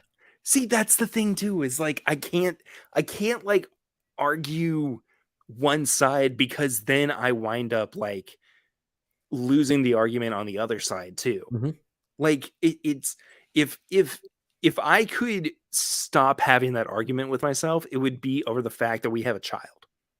That's the end point, is Mhm. like it doesn't matter where we came from, or who we thought we were, or whatever. It's the fact that we love each other enough to create life. That's Mhm. the end point. That's for me. Like, I mean, not just I'm really digging myself a hole here, John. What's your Let me next let me give you one last question. So this is the yeah. last question, and I will not contradict it or do anything. So you've been a dad for 18 months, which in and of itself is a feat considering the entirety of your fatherhood has been within the confines of COVID. I Thank you. don't I don't know I don't know how I would have been able to manage that, considering like both of my children are, like they were able to pour their own drinks and do their own things for the duration of COVID. Like they were able to like fix their own Yeah. macaroni and cheese. Like Yeah. that's a thing. Like that is a thing, going from like no human being to an 18-month-old during the portion of COVID. But you're a girl dad. Yeah. What what's your key learning as a girl dad that you can pass on? Because this is the thing. I had this discussion with one of my coworkers. She's having a child, and I've met her husband. And I was like, I think he would be a fantastic girl dad, because oftentimes historically girl dads have been really shitty. Like they've just not been good. They've been like, oh, I wish I'd have had a boy, or I'm going to try to make this girl into a tomboy, or I'm going to go into the girly girl. That like we don't know how to raise women regularly, or at least I Sure. had a Oh yeah. brother. Of Like course. it's Arguably, I don't think that we know how to raise people healthy men either, but people in in the same general. vein, Yeah. and that's but there are people that I think I can see now after having been a girl dad for 11 years and be like, that guy's the right one. That guy's the right one. He needs to be a father of a girl, because he's going to produce strong women that feel comfortable in who they are, and they don't have to, fall into the trappings of what modern America says a girl has to be. Yeah. All that aside, what have you learned as a girl dad so far that you can like pass on as advice to other people who may not be equipped, or if anything? That is a lot to answer in this particular scope, but um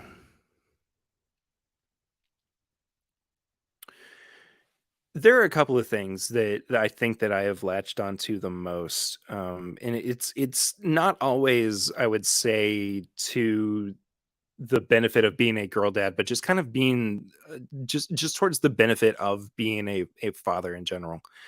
Um, the first one is that, and actually this is more specific towards being a girl dad. Um, you are going to be expected by your child, by your daughter, to be more comforting and be more snuggly than their mom is going to be. And it's not out of a place of dejection, and it's not out of a place of resentment for the mother. It's solely like,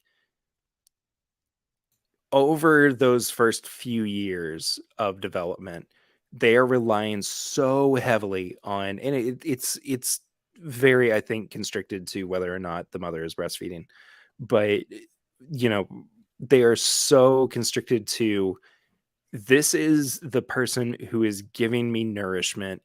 I am going to latch onto that. When I go to them, I am looking for comfort in the form of nourishment.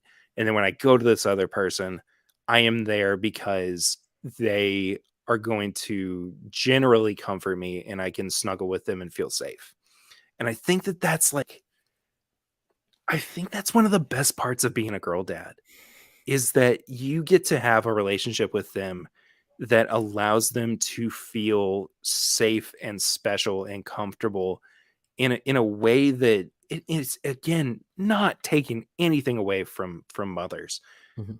because it's impossible for me to imagine being the dad that I am without Lucy. Mhm. Um, but I, it- sorry, it's really, really like tough to vocalize and everything, but Mhm. it's just a very fortunate aspect that um you get to kind of shape them and be communicative with them in a way that shows them that it's okay to feel things, right? Because I think that the mother in this aspect is just straight up like comfort, right? But then the dad in this instance, or the other partner, I don't mean to limit this to just Yep. heteronormative relationships, but um, the other partner in this regard um, can allow them the space to explore emotions and feel emotions that they might not be able to understand otherwise. And at 18 months, it is really difficult. But the thing that I really try to drill home with her is, it's okay to be upset over a situation, but we have to be aware of the way that we feel about things, Mhm. right? Um, and it's so important to just be cognizant of your emotional health. That is so important. Mhm. Um, and I don't know if that's, I attribute a large part of that to having dealt with plenty of emotional and mental issues since I was young, Mhm. and learning how to deal with them as I've gotten older. Um, also, sorry, my voice is apparently starting to go, which never happens. Um, I mean, it's been 3 hours, so. it has been 3 hours. That's true. Um, but it's a level of connection that you are giving yourself the opportunity to really mold and make your own. On the flip side of that, though, um, a big thing that I had to learn um, very quickly, as soon as our daughter started becoming more active and started, just developing her own personality, was that I am not going to handle things the same way that my wife is.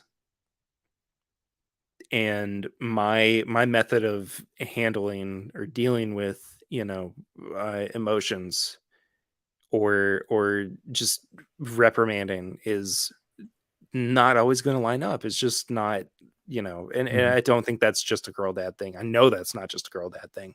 Yep. But it's again, way big callback, but it's not everybody's wired the same way that I am. We don't all see things through the same lens. So it's I think it's being a dad is as transformative an experience as anyone can have if you are willing to accept the fact that things are changing in a way that you basically don't have a whole lot of control over Mhm. anymore. So yeah, I think that's it. I think I went Yeah. on way longer than I intended to No. I initially as mean, well. like when you But start talking about parenting, there's like existential problems, there's philosophical problems, there's like the things that you want to do versus the things that you actually do. Like yeah, man, parenting is a mistake. Like it it's is so just weird. It's so weird. like it's the I best. Every time someone I work with gets pregnant, I'm like it's the best mistake you're ever gonna make. Like the thing that I have to rationalize with myself is that there is no rationalizing with a child of that age. You can tell them over and over again, please don't do that. Please stop. Please just sit on your bottom. You don't have to get up in the chair right now. right, It's dangerous if you get up in the chair right now. And there is no level of reckoning that can come with understanding for them. And so they you don't just kind understand of what danger is. They have no concept exactly, of it, and this is exactly.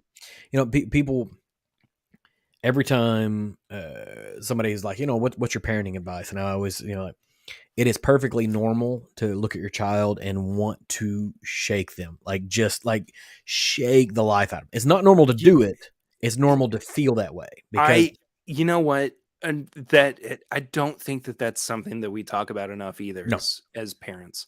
right, Um, and you feel like a failure when you feel that way because oh, you you totally don't. do, dude. Absolutely, But there, absolutely. And there's just like it's this not. huge communication barrier that exists between you and a person who their prefrontal cortex is not developed until they're like in their 20s. Like you don't Yeah, process information the same way. But like thinking about an infant, like what is the idea of falling asleep? The idea of falling asleep probably feels like death to them because the world slowly closes in and then the nothingness. Like they don't understand that and sleep then is a there's valuable nobody thing. around. No, There's nobody to comfort them, and then they wake up in a panic.